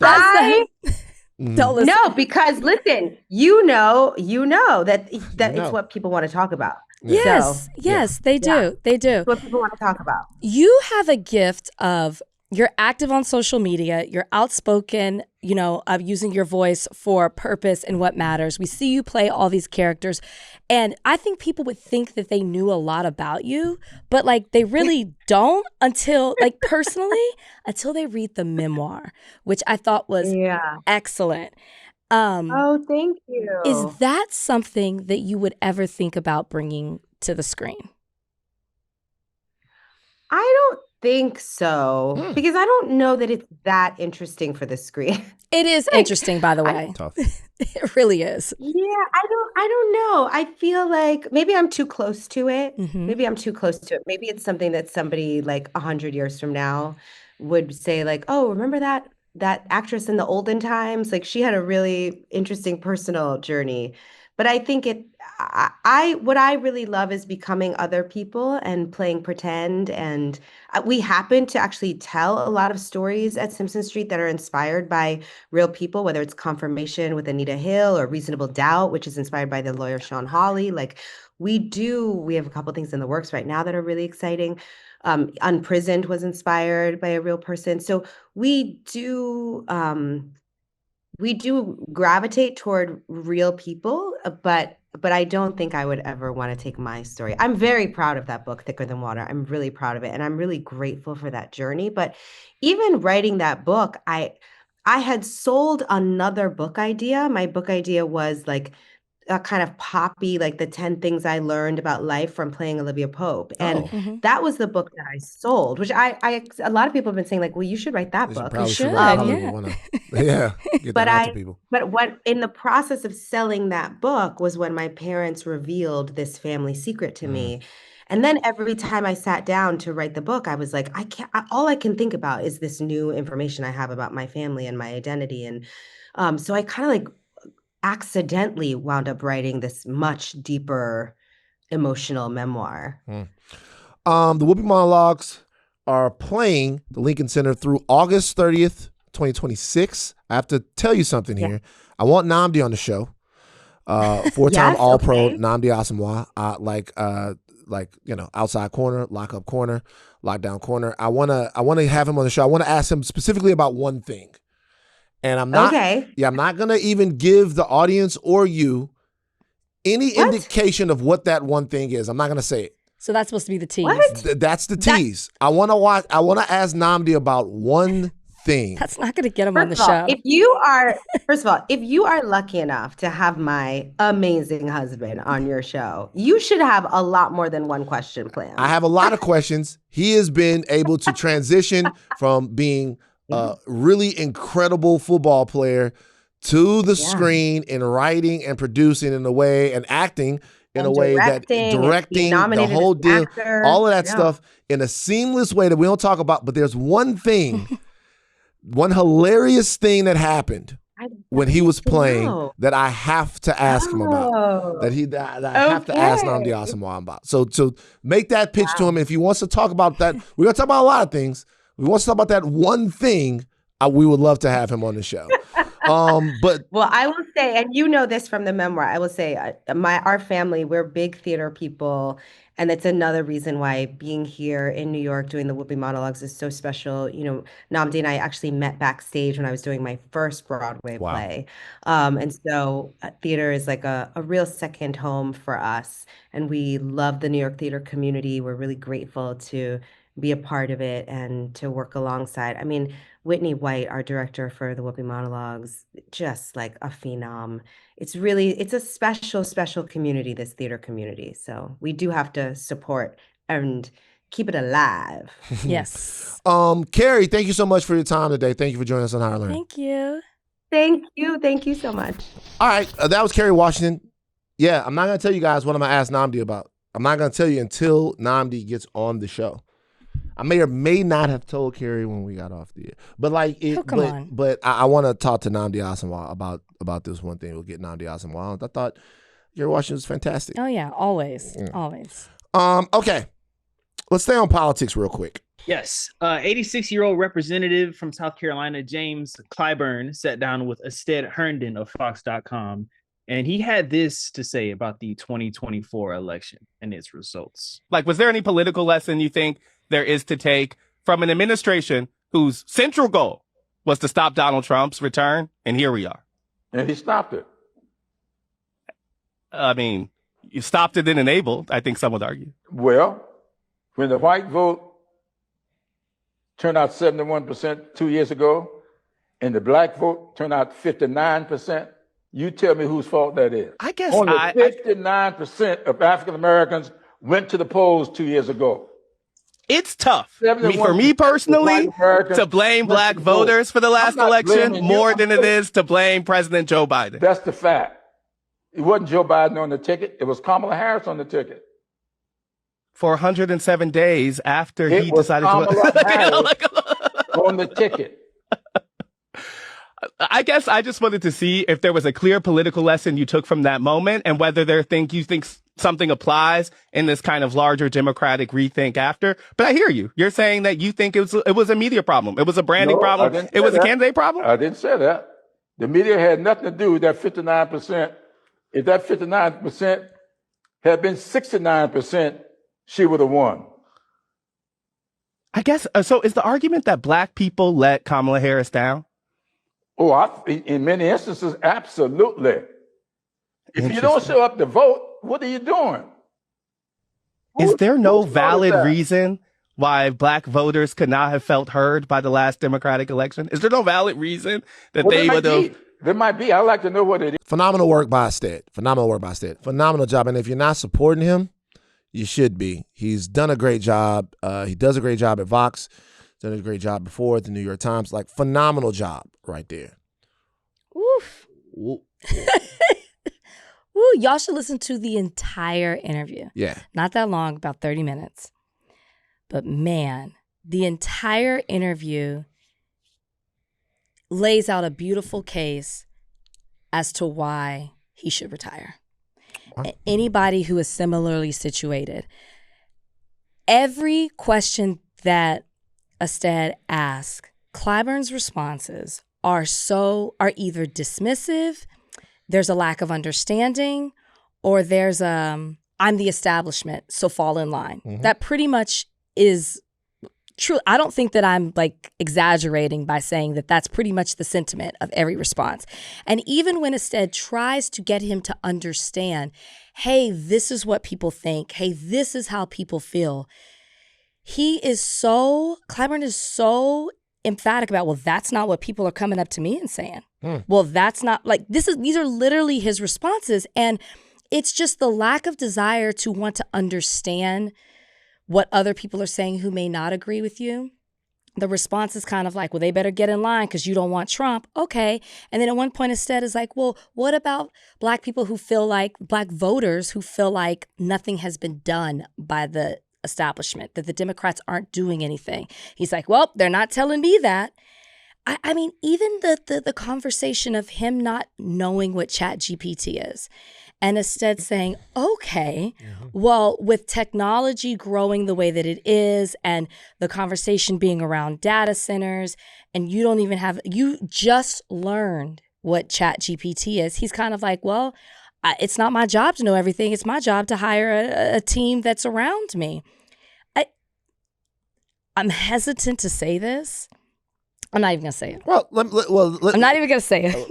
Let's do this. Let's do this. So I was talking to Jomi. I once again went to Jomi, and Jomi was telling me that in his culture, that there's something that you have to do sometimes when you see one of your elders, that what they do, I'm not sure, I want to speak, they like lay down on the ground for their elders. They'll lay on the ground. For them to walk over. Not for them to walk over, but to show deference to their elders. Okay. And he was like, well, we don't do it the traditional way all the way. Like, what they do is they bend down and they touch the ground for their elders. Okay. You should do that. I am from the Deep South. Yes, ma'am. No, ma'am. Yes, sir. No, sir. When you see somebody who has clocked the time on this earth in the place where I came from, and they've been able to be there for a long time and be in stewardship to a lot of people, they deserve deference. They deserve understanding. They do. Absolutely. I am not from a tradition that doesn't respect its elders, and I will continue to respect my elders, especially now that I'm becoming one, okay? So I will always respect my elders. Having said that, which I have to say, out of respect for Rep. Clyburn, what he's done, what he's meant to South Carolina politics, what he's meant to politics, period. I am wondering how long we are going to let people like Jim Clyburn lecture us about the current contemporary life that we are living. I wonder how long, and this is for everybody, and I'm not saying it for y'all to like it.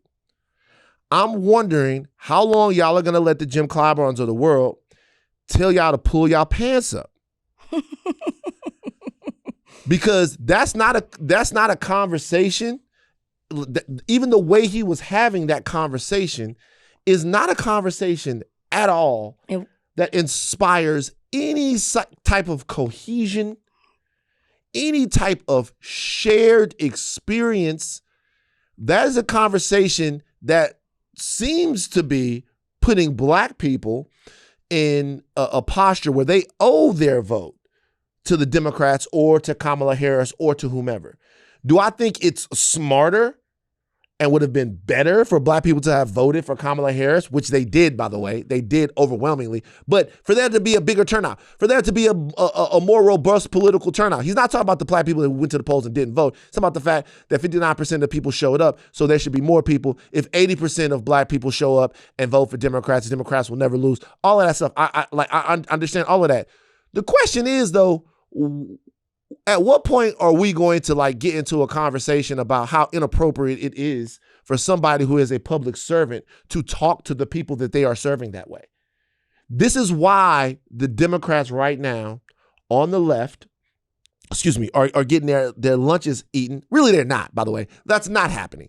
But the reason why the DSA and the people that are left to the of these guys are making such gains is because they're saying, hey, directly talking about you.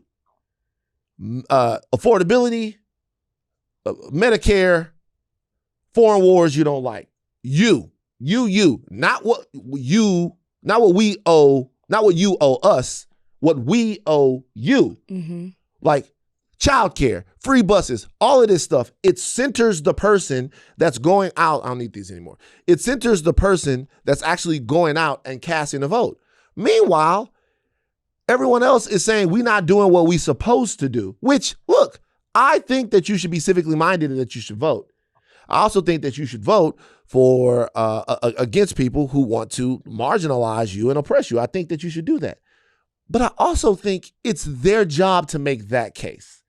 It's their job to make that case, the case against fascism, the case against sending money overseas to foreign wars. Mm-hmm. The case against structural racism. It's their job to make that case. And if they're not making it clearly and powerfully enough, they're going to lose elections. But coming back after all of this time and acting like that, that is an example of the change that needs to happen within that party. Y'all don't have to like it. This is said with all due respect for Rep. Clyburn and what he's meant to South Carolina and to politics, period. There's respect with all of them. But I'm telling y'all going to CBC yourselves into oblivion, okay? The reality is change is on the horizon. People will demand it, and they might demand it in some ways that are destabilizing to the Democratic establishment. And if they don't hear that, there's going to be strife, not just within that party, but in America overall. I just cannot believe that we still listening to conversations like that. That's totally inappropriate for him to be talking like that. It is inappropriate. It's extremely revealing, and it makes a bad case for the establishment, in my opinion. I mean, there are parts of that conversation where he tries to tell him about, you voted for Cuomo in the primary over Donnie, and he's like, you opposed Cuomo at one point, but then you ended up voting, like back in 2021, then you voted for him in the primary, and he's like, well, I don't know Donnie, and he says his name wrong, by the way. He's like, I don't know him. That can't be your answer. Like there's no desire, there's no will to try to understand who this new person is, what his policies are. It simply is, well, I'm going to vote for Cuomo because I know him. You know, according to him, good things about him, but you also know bad things about him, which is why you were against him at one time. So I don't understand how you say, well, I'm not going to even try to get to know who this new up-and-coming person is. I'm going to vote for the establishment. Why are you voting for the establishment? Because it protects your place in it. I can't understand how even now, which Ested tries to make this point to him, Lindsey Graham just passed away, who he worked with in South Carolina. You have Mitch McConnell, who we don't know what's going on there. We saw what happened to Biden in 2024. Ruth Bader Ginsburg passed away while she was still on the bench. You have these people who probably stayed in office at times longer than they should have. Instead of investing in younger politicians, like if you're so steadfast on your ideals, then take those and invest them into someone who's up and coming, because somebody did that for you. You're born in 1940. You grew up and were involved in protests in the 60s. He's had his whole career has been politics. You were a part of change. You were a part of a movement. Yet you seem to be, I won't say stopping one per se, but definitely ignoring what the younger people are trying to tell you now. You're just refusing to listen to it. That's why I say this entire interview is a case made for exactly why there should be term limits. Why the establishment, Democratic establishment, is a problem, and why going into this next election, you're even more of a problem. You're not listening to what you're saying. Oh, because there's the one point in the interview, he's like, I'm about affordability. Well, maybe if you had looked at Donnie, you would have known that was his whole platform as well. It's just baffling to me. Like, I know these people, right? Whether they're in my neighborhood growing up, at the church, at the barbershop, at somebody you walked by. Like, I know these people who are steadfast in what they believe, but they aren't politicians. They aren't representing a community. This is somebody who might be talking to you and me, doesn't have the power or the influence. Jim Clyburn, what do you want your legacy to be? What do you want? Is it more important for you to hold on for as long as you can because you still have your wits, which is great? Or is it important for when you go on that the mission still moves on, or does it die with you? Right. And that is Maxine Waters is 87 years old and she's running again. Yeah. I mean, look. And this is I'm not trying to But see what we're doing? I'm not trying to take away from what they've done. Right. It's just like, but this is where the conversation moves when you stay longer than you should, or you refuse to listen to the constituents. Right. Look at how we're having this conversation. Look at what I did. Look at that long preamble that I did, bringing up Jomi's family and culture and all of that stuff. This is a cultural thing. This is one of those things that's uncomfortable for a lot of Black people to do. It's uncomfortable for particularly people where I'm from. Remember we talked about a couple of weeks ago, it's like the old lady in the wind. And the whole analogy that I made assumes deference for her because she's an old lady in the window. And that deference is a part of my tradition. It's a part of my cultural tradition. But man, I just gotta be real. Like, what it seems like to me is that Jim Clyburn and other people like Jim Clyburn, right, want the establishment to be like a warm blanket that you pull over yourself. If you give everything to the establishment, you'll be warm from the cold of white supremacy, from the cold of fascism, from the cold of them taking away your voter right, whatever it is. You'll be warm from that, right? But then when there's a hole in the establishment blanket, they want you to sew it up. Mm-hmm. Like when you pull the blanket over you and your foot goes through it, they want you to go get a needle and thread, and they want you to sew that up. They want you to do the work to maintain the strength of the establishment when we are consistently reminded of the holes in the blanket. Yeah. We're consistently reminded that it's not working the way that it should. And either we're looking for a different blanket or we're looking for somebody else who can sew a little different. And we just keep getting talked down to by some of these people. And look, man, I'm not going to get into a whole left of the center thing versus the whatever. None of that. I'm not getting into any of that. Because if you guys want to eat each other's faces online in the face of what the world is facing right now, have at it. Go for it. If the left and the center of the Democratic Party want to have legitimately a gladiator match while people are being killed in the street, starved, like if y'all want to do that, go for it. Go for it. We'll look up 10 years from now, the fucking robots will be taking over. Elon Musk was just on The Economist. I watched the whole fucking thing. Elon Musk was like, yeah, we just probably just like ride it out. Like, you know, the robots are taking over. Just ride it out. Like, have a good Good time with it. Like, just you might as well just enjoy the moment because the robots are here. And while we're doing that, you guys are talking about Hassan Piker every 5 minutes. Like, you guys are on there talking about, like, legitimately having some of the most useless conversations when people are suffering. Y'all want to do that? Go ahead and fucking do it. What I'm not going to do, though, is be talked to like that. That's over. So the patron saint of whatever it is that you got there on the block, straight up. Like, tell them to go whip votes. Straight up. Straight up. When that boy came out last year or the year before and said, hey, we need to primary some of these older people, what happened? What happened? Everybody was like, we spoke too soon and blah, blah, blah, and it's racist and it's all of this stuff like that. Bro, I appreciate everything everybody done done, but my God, bro, I could name a bunch of names, people that's never gonna say this. Mm-hmm.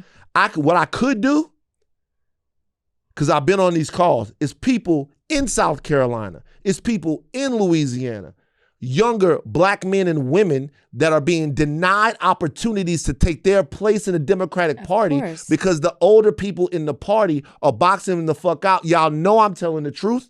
Y'all know it's real, but y'all say it on the phone, and then when it's time to go out and talk about it, y'all smile and laugh and do what I just did, and I understand why you do it. I understand why you do it. Because who wants to kick their auntie or their uncle in the ass? Who wants to do that? Especially with everything that these people been through. But God damn it, man, we in the dirt. Is anybody gonna provide a shovel? Is anybody even going, like, I don't know. It's just like that shit is, hey man, I don't want to make a big deal about it. I'm ranting again. I'm sorry. I apologize to the audience. But come on, man. Just like, let's, Rachel, everything Rachel said is right. She said it in the right tone and everything. Look, can we just like pretend like you can still be powerful and invest in younger voices and younger platforms and understanding what the next generation wants. That does not mean you have to lose your power to do that. We got to put the ego to the side. Hey. Fuck your power. I don't give a fuck if you lose power. I don't care. I'm going to break everything in here. I don't care if you don't lose your power anymore. Yeah. Man, go fishing and like you did your part. Your watch is over. Yeah, but like, that's what I'm trying to get you to say. I agree with you. I don't care about your power, but I'm trying to get them to realize, like, as if they're listening to this. But they're not. You don't have to lose your power to invest in younger voices. You just don't. Look what happens when you stay too long in places. It's just, it's just. You're right. And by the way, it's so simple. We're talking about. I was having this conversation with someone this weekend. I don't even remember who I was talking to. And we were saying, actually it was Mark Gasson, friend of the show. Mark, who we had on here. Yeah, I like Mark. I know you do. I like Mark. I know. Trying to pit me against Mark? No. I'm just telling you who I was talking to. I remember as I was saying it. About how simple this really all could be. But what isn't simple are these egos. Yeah. And that's really what it is. And we have talked a lot about but it's not just, there's the same group of people that would be protecting Mitch McConnell right now. Nancy Pelosi's old as shit. This shit has got to stop. She's leaving. Okay? Like, this shit has got to stop, man. This shit has got to stop. If George Clooney wouldn't have got spicy, they'd have moved on with President Biden. And then lectured us about what we were seeing. I mean, it's love, but goddamn, man. Like, you know what I'm saying? Is it's tough. And another thing last thing I'll say about the DSA in this regard, I'm accused of dick riding the DSA. Last thing I'll say is they're young, right? They look like a group of people who could go 10 or 15 rounds. So sometimes when you looked at Cuomo, who is legitimately wearing the scars of his fraught political career on his face. And then it cuts to Mamdani, and Mamdani's like, and he looks young, and he looks vibrant, and he looks hopeful, and he looks invigorated. All of this, I'm gonna vote for that guy as long as he don't say nothing stupid. All right, we'll save Jonathan Majors and Megan Good and Rolling Stone Africa for Thursday. We'll come back to that. Let's do that. What about Tuskegee? Yeah, it's almost back to school season, and Tuskegee University sent a message to parents of incoming students from President Dr. Mark A. Brown, announced new expectations governing attendance, cell phone use, and student attire ahead of the upcoming year. The HBCU's dress code prohibits students from wearing revealing clothing in classrooms, dining areas, and official university settings, including convocation. Bedroom shoes, bonnets, and do-rags will also be prohibited in classrooms and in the university cafeteria. Students attending business meetings and other professional events will be expected to wear business suits and appropriate shoes. Brown wrote in the message, the goal here is not meant to restrict students from enjoying the Tuskegee experience, but to prepare them with a solid foundation for the workforce they will enter once they leave Tuskegee. Well, you know I hate this. How do you think I feel? I don't know. How'd you dress when you went to college? However I want it. Right, like maybe pajama pants. Yeah, like pajama pants, slides, whatever. However I want it. Like, same. Yeah, I mean, I wouldn't imagine that you would be a fan of this. I'm not a fan of this at all. Yeah, I think this is so problematic, and even more so that it's being publicized and announced in a way almost as if you should. This is something you should take pride in. Now, you want to ban revealing clothing? Okay. If you say that students attending business meetings and other professional events will be expected to wear business suits, great. That is a professional event. It is a setting. They had programs like that when I was in college too, of like resume building and meeting with different people. And like, yes, you dress for the part. But class? I have class super early in the morning. I may have to walk all the way across campus. It might be raining, so I have something on my head. I might have a class in the morning and a professional event in the afternoon or the evening. I need something on my head as a protective thing. I just think that this plays into something when we talk to Kerry Washington that she says about stereotypes. This is them stereotyping that if you wear a bonnet, if you wear a do-rag, that it speaks to a particular stereotype or makes you a particular thing. And I think that is very wrong. And I think it plays into a narrow vision that others have of us, and we're playing into that. You walk in a class with a scarf on your head or a bonnet to protect your hair for whatever reason. As Kerry pointed out, stereotypes don't tell the whole story. You have no idea why that person wants to wear it. It could be for comfort. It could be for they just got their hair done. It could be for who knows, for whatever reason. But to make it seem like, oh, you wear a bonnet and that equates to a student being unprofessional is just so problematic to me. You can't even go to the cafeteria in comfortable clothing. This is that's not business. I don't think that you have to wear business clothes in class to bring a professional mindset to class. I just don't. This is silly to me. It's more than silly. I don't want to go too far. I've been going too far again. I don't want to go too far. But you know what's funny? Remember we talked about Comic-Con? Mm-hmm. What did we say? We said that like dressing up like Black Panther, like don't make you Black Panther, right? But you know why it doesn't? Because Black Panther isn't real. So you couldn't be Black Panther. No matter what you wear, you're never going to be Black Panther. And there's a lesson that we are not learning. We still think that we can put American safety and respectability on our body. We still think we could wear it. We still think that like there's some kind of way that we could dress or act or present ourselves that is going to make America see our humanity and who we are. They killed Dr. King in a suit. They killed Trayvon Martin in the hoodie, but they died for the same reason. You should be able to go and wear anything on the campus of Tuskegee that's going to aid you in learning. If you got a special do-rag that you wear for comfort, or if you leaving the house and your hair not lined up, your shit not right, and you want to put the do-rag on because the do-rag makes you feel good about the fact that you got to go sit in the classroom without your line on point or whatever, if that's going to take your mind off the fact that you're not up to par and let you focus on what's happening in the classroom, then the do-rag is helping you. And what I would say right now is that all of this arbitrary shit, particularly to your point, when we talk about the classroom, all of this arbitrary shit is just synthetic barriers to what this is supposed to be about, which is go there and learn in the best, most comfortable way you can. But you know what's even sillier? They're acting like these are just random people who are showing up on their campus. These are people who applied, who you went through their essays, their community service, their letters of recommendation, their grades, all of these things, and you determine that they have done the work and have the smarts and the ambition and the desire and all of that to be a student at your campus. So why does that change because they got something different on their head? Why? Because you know why really is that? about? So all of a sudden they put that on and they aren't who the very person that you accepted them in. Yeah. So they obviously have the right to be there. They're the type of student, you chose them over somebody else. They're the type of student that you want to represent on your campus.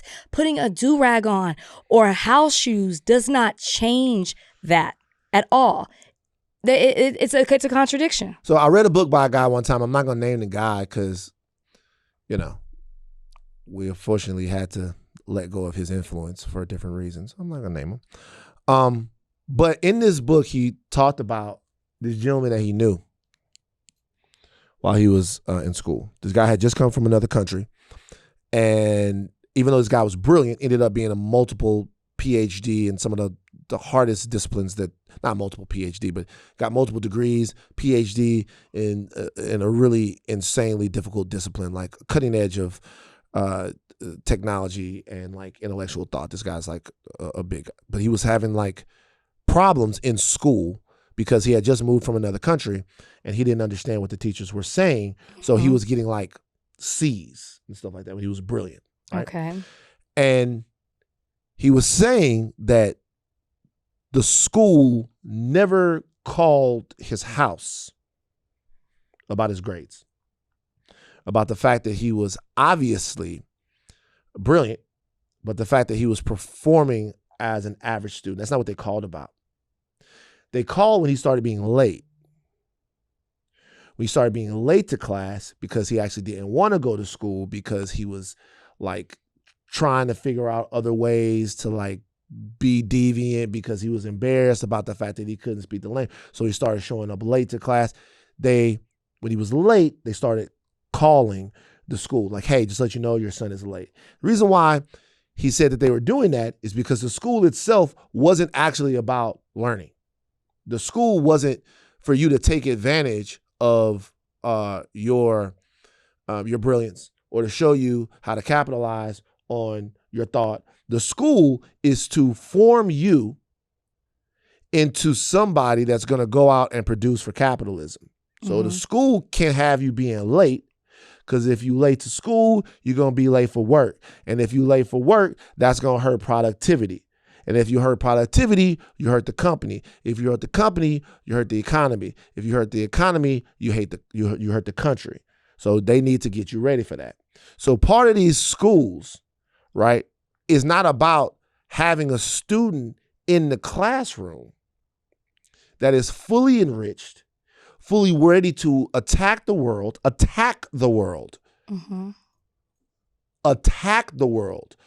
learn enough at that school to give the world their vision and version of it, not to go out and be a good citizen of it. Fuck that. Forget about that. If you're not that, they're going to put you in jail. I'm talking about what version of the world do you see? You ain't supposed to care about nobody wearing a do-rag while they figure that out. You're not supposed to care about nobody wearing a do-rag while they in there going back and forth with a professor figuring out their place in the world. I'm not saying you can come to the cafeteria in a thong. Obviously, I'm not. Like I'm not saying that at all. But I'm saying I don't like this type of shit, man. Yeah, I don't like this type of shit. Like they put whatever kind of costume on y'all want. A suit, 3-piece suit, dress like Black Panther, dress like whatever. That's not going to make you any safer. They're not going to respect you anymore. They're just going to call you a nigga in a different way. So why don't you make yourself more powerful? And on the campus of Tuskegee, you're supposed to be able to do that with people understanding what the fuck is going on.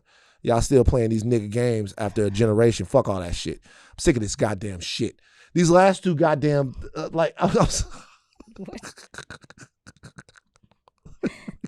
fucking do-rag, man.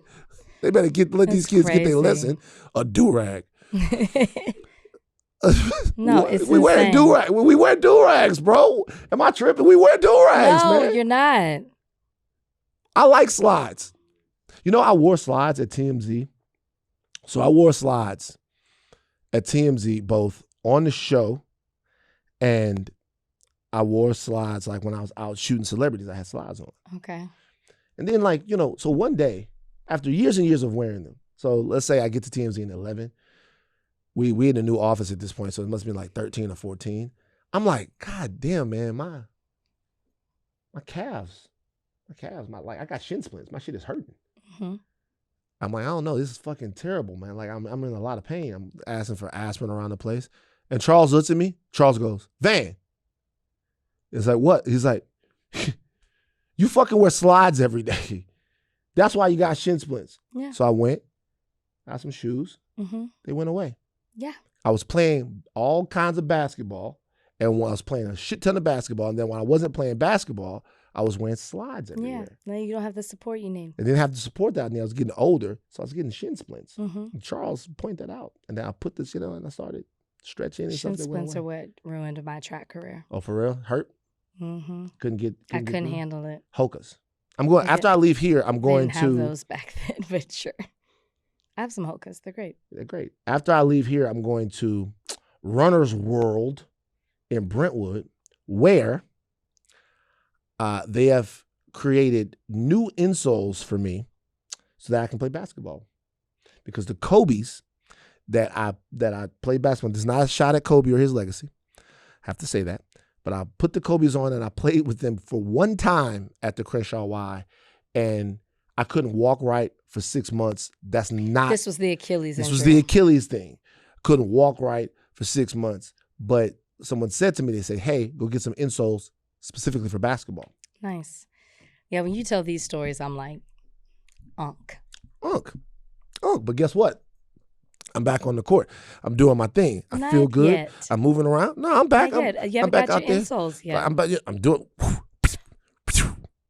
Damn, what's up? See this? I lose all confidence. Because a lot of people are gonna be like, when they see this, and they go, Van, you don't really pass that much. They're gonna say that. Who are you passing to? But I do pass. To who? Let's say I'm giving you I'm a good passer, just not a willing passer. Oh, you're a ball hog. No, but I will say this: if I'm not a ball hog, we getting the best shot. That's the game. And you are the best shot on the team? A lot of times but like I'm willing to give up a good shot for me for a great shot. Anybody that plays with me will tell you that. If there's a closeout coming and you wide open, you getting the ball. But I tell you one thing, if I'm hot, that bitch is going up. We'll do a high learning watch. I'll go watch and report back. I mean, if you watch now, you're going to see somebody that's just trying to make it. If you watch now, you're going to see me being very supportive of even the opponents. That's a good shot, young man. Let me know when you get some reps in. I want you to see somebody real quick. Before we get out of here, I want Rachel to see somebody. There's a man that's, speaking of Unk, that's giving us hope. Donnie? Wow. He's giving us hope. I recently discovered him. And, every year you feel like you got to slow down. Like you can't be sexy no more. You can't be the man no more. But Donnie, play this for Rachel. That's not true. I saw this man. I saw this man. Hey, catch that shit. You see where he catch the cologne? Oh, pretty Ricky. Look at this nigga. You know what? This is look at him. Oh, this gives me hope. Like, play it again. Watch him catch the cologne. Nobody ever did no shit like this. Nobody ever did that, bro. I love him. Seriously, we think that we've seen everything under the sun. This proves it's not true. Donnie, run it again. Nobody has ever caught cologne before. Look at him. Nobody's ever. Why would you do that? You would just walk into the midst of the cologne. He caught the cologne he's got it and like then put it on his. Look at them pants. Where you even get the pants at? To the moves, to the song choice. Look at him. There are no mistakes made. His name is Handsome Malcolm. I get it. HANSUM. Now I saw him post a question that he was asking. The question was like, man, difference between men and women and stuff like that. Handsome Malcolm, don't fuck up. All right, don't fuck up. We don't want to know your thoughts on nothing. Oh, is he? Hey, man, nope.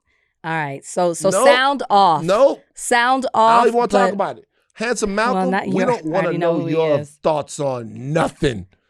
Well, just catch cologne, brother. If you just catch Donnie, cologne. What did he say? No.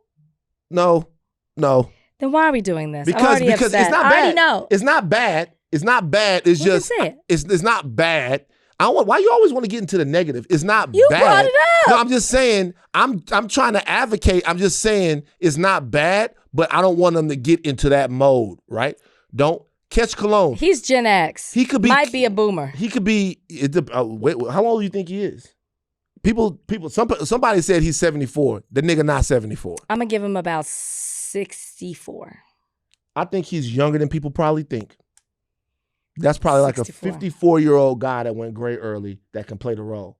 Not 54. He got to be at least 58. No. He got to at least be 58. No. 60's not bad. That's actually a good guess. 60's not bad at all, but I think he's in his 60s for sure. Man, run it one more fucking time. Donnie, this nigga not playing with y'all.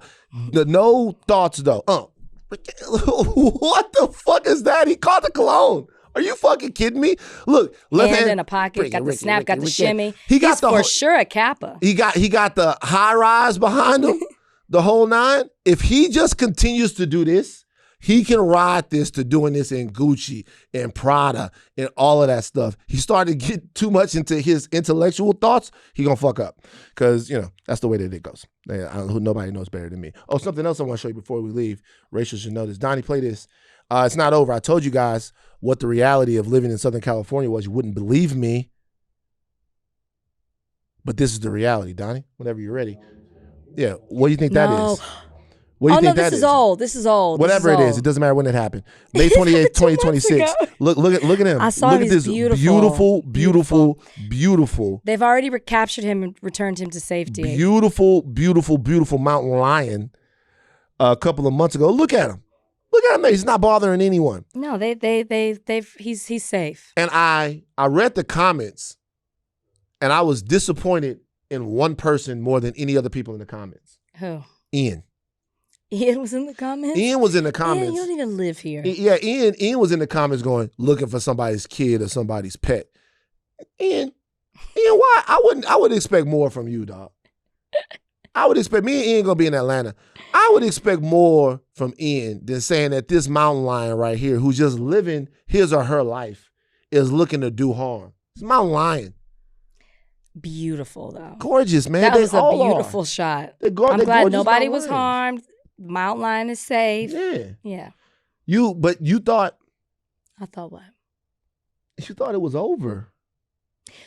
It's not over. I know it's not over. This is why you've ruined. I don't hike anymore, really. Yeah, you've ruined it for me. Smart. Completely taken something away that I enjoyed. That's smart. Something that is particular to Californians. You either gonna meet Mountain Lion or Wild E. Because Wild E is out here going crazy too. I saw one this morning. Wild E? Wild E. Oh, Wiley. Wild E. I saw one. You saw one where? I saw one this morning in the neighborhood. I'm walking around. I just looked at him, gave him a head nod. He gave me a head nod. He was like, move on. I saw coyotes out here going crazy, man. We in nature, dog. And we might as well get back to nature. Because these old niggas that we fucking with not going to let us live. Well, old boy is living. Handsome, whatever. Handsome Malcolm. That nigga. That gave me... I'm willing to... You know he's only 42, right? There's no way, Bernard. What'd you say? Bernard, he's not 42. Bernard, he's not 42. There's no way. Bernard, I want to send it to Donnie. There's no way he's 42. Bernard, listen to me. He done had the hardest life. Bernard, I want you to listen to me right now. I want you to listen to this. if you're doing AI overview or some stupid shit like that, it's gonna make you look crazy. It's gonna be you're not gonna live this down, because if this nigga is 4 years younger than me, when I've put my entire stock in looking like this when I'm 60, I've made this guy a hero of mine. I don't even know who he is. If this guy's only 42, if he's younger than me, Ryan, Ian, if he's younger than everyone, what are you being honest? What are you doing? Google says he's 42. But it's an AI thing, but it says, but then this says 72. Social media says 72. Okay. I don't know where he's trolling. If 42 came from him, he's trolling. Okay, so we can't. There's I don't know an Instagram that video of him with his beard kind of shaven. I'm just posting it. If this is legit, then I believe it. Let me see. If he's 42, this changes everything. This is only okay if he is late 50s or older. At 42, this is whack. I'm sorry, it is. I mean, it changes everything. If he's 42, Donnie, you 42, you shouldn't be acting like funny, this, bro. It's Am not I funny. lying? At 42, this is alarming. At 42, okay, guys, I'm concerned. It's not cool anymore. It's now lame. Guys, I I'm gonna do. I'm gonna do something right now that I shouldn't do. Okay, I'm gonna choose to believe.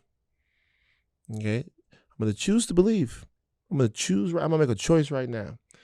But because I'm looking at this guy, I'm like, hey man, just to let you know, this is the way I want to be when I'm 65. I want to be moving around like that. I started looking at. I did dead hangs this morning because grip strength is an indicator of longevity. I did dead hangs, and now y'all telling me this nigga wouldn't have even been in high school with me. He'd have been 4 years behind me in high school. He would have been at McKinley Middle Magnet when I was at the. I don't know. This is him at 30. He's saying, that's him now. That's him at 30. That's what he said. That's the same guy. This is on TikTok. So that's the guy making the video? Allegedly. Hold on, let me see what Donnie sent. You know our internet ain't right. Yeah. Hey, so Handsome Malcolm, we are Handsome Malcolm. Donnie, this don't say how old he is. It doesn't, but I mean, if this is what he looks like, this doesn't look like a 60-year-old guy. That's not the same guy. Is that the same guy? I think it is the same guy. This is 2 years ago. Man, that nigga 27. It's the same profile on Instagram. Now it's what? That nigga 27 years old. Everything is a lie. Last time it'll happen to you guys. I'll never believe in anything ever again. I believe that this nigga was old, and I believed that, I'll never believe again.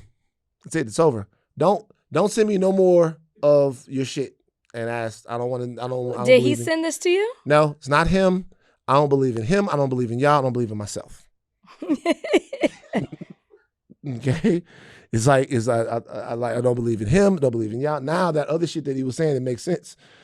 Cause what did he say? Now tell it. Now, and no need to protect him now. He was asking when a man's prime is, when a woman's prime is. Oh Lord, that's tough, dog. He's trying to be the next. He's trying to be Kevin Sanders. Nah, okay. See, I knew you was gonna bring that. Let's just go, bro. You know what? Fuck it, dog. Don't surprise me anymore. I'm glad Kerry was. No more. No more surprises.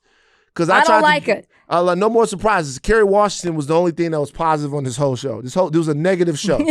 This was this whole show we did. Look at this show. Trump, Clyburn, Black Panther 3 was good. Oh, the NBA. WNBA was good. The Sage program, we talked a little bit about that.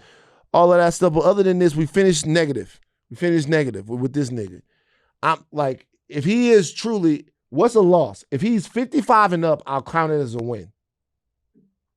I said late 50s, so sure. I'll be a late 55. But if he's under 55, if he's under 50, then it's old nigga cosplay and he must be called out. Yeah, I'm giving him credit for playing Pretty Ricky. You were in college when Pretty Ricky came out. See, that's another thing that I should have scoped, because the reality is that why would Pretty Ricky be what he was playing? Like, if that would have been playing, it should have been like the OJs or Orange Juice Jones. But the fact that he was playing Pretty Ricky, but really what made him look old, though, I'm going to be real. It was the pants? The pants and the catching the cologne. The catching the cologne is something that an old nigga would do. It also felt like a kappa. Why? What's the deal? It just felt like I wonder if he pledged. It just felt like I could see the Kappas doing their little thing. I could see them spraying the cologne. But you're not supposed to. But you're doing. I'm D9. I can do it. Oh, okay. Oh, by the way, before we go, I ran into some Sigmas. What did you tell them I said hello? And they have issues. Tell them to come. No, I'm Jim Clyburn. Ain't nobody said anything to me. Ain't nobody came up to me and said anything. Because they can taste the subtext. Nobody came to me. See, you wearing your Sigma blue today. Nobody came. Your hat. Oh, the hat is Sigma blue. Nobody said anything to me. Some stuff we're working on. All right, we out of here, man. Got it. You wore it 2 days in a row. Yeah, I got this at the A24 office. They gave this to me. They were like, "We leaving. Here's an A24 hat." I was like, "Okay, shout out to A24, man." All right, we out of here, man. Look, you know what? Everything is a lie, bro. Like, Handsome Malcolm, until you clear this up, we in the dirt with you, bro. We in the dirt. Like, I should have known not to believe in no old niggas, man. Even though I am one. I'm older than this guy. That's why he looks better than me, because I'm old. I'm older than him. I thought he looked better than me, and he was, take your thinking caps off, but do not stop learning. I'm Van Lathan Jr. It's all a lie. It's all a lie. Everything a lie. I'm Rachel Lynn Lindsay. Bye, guys.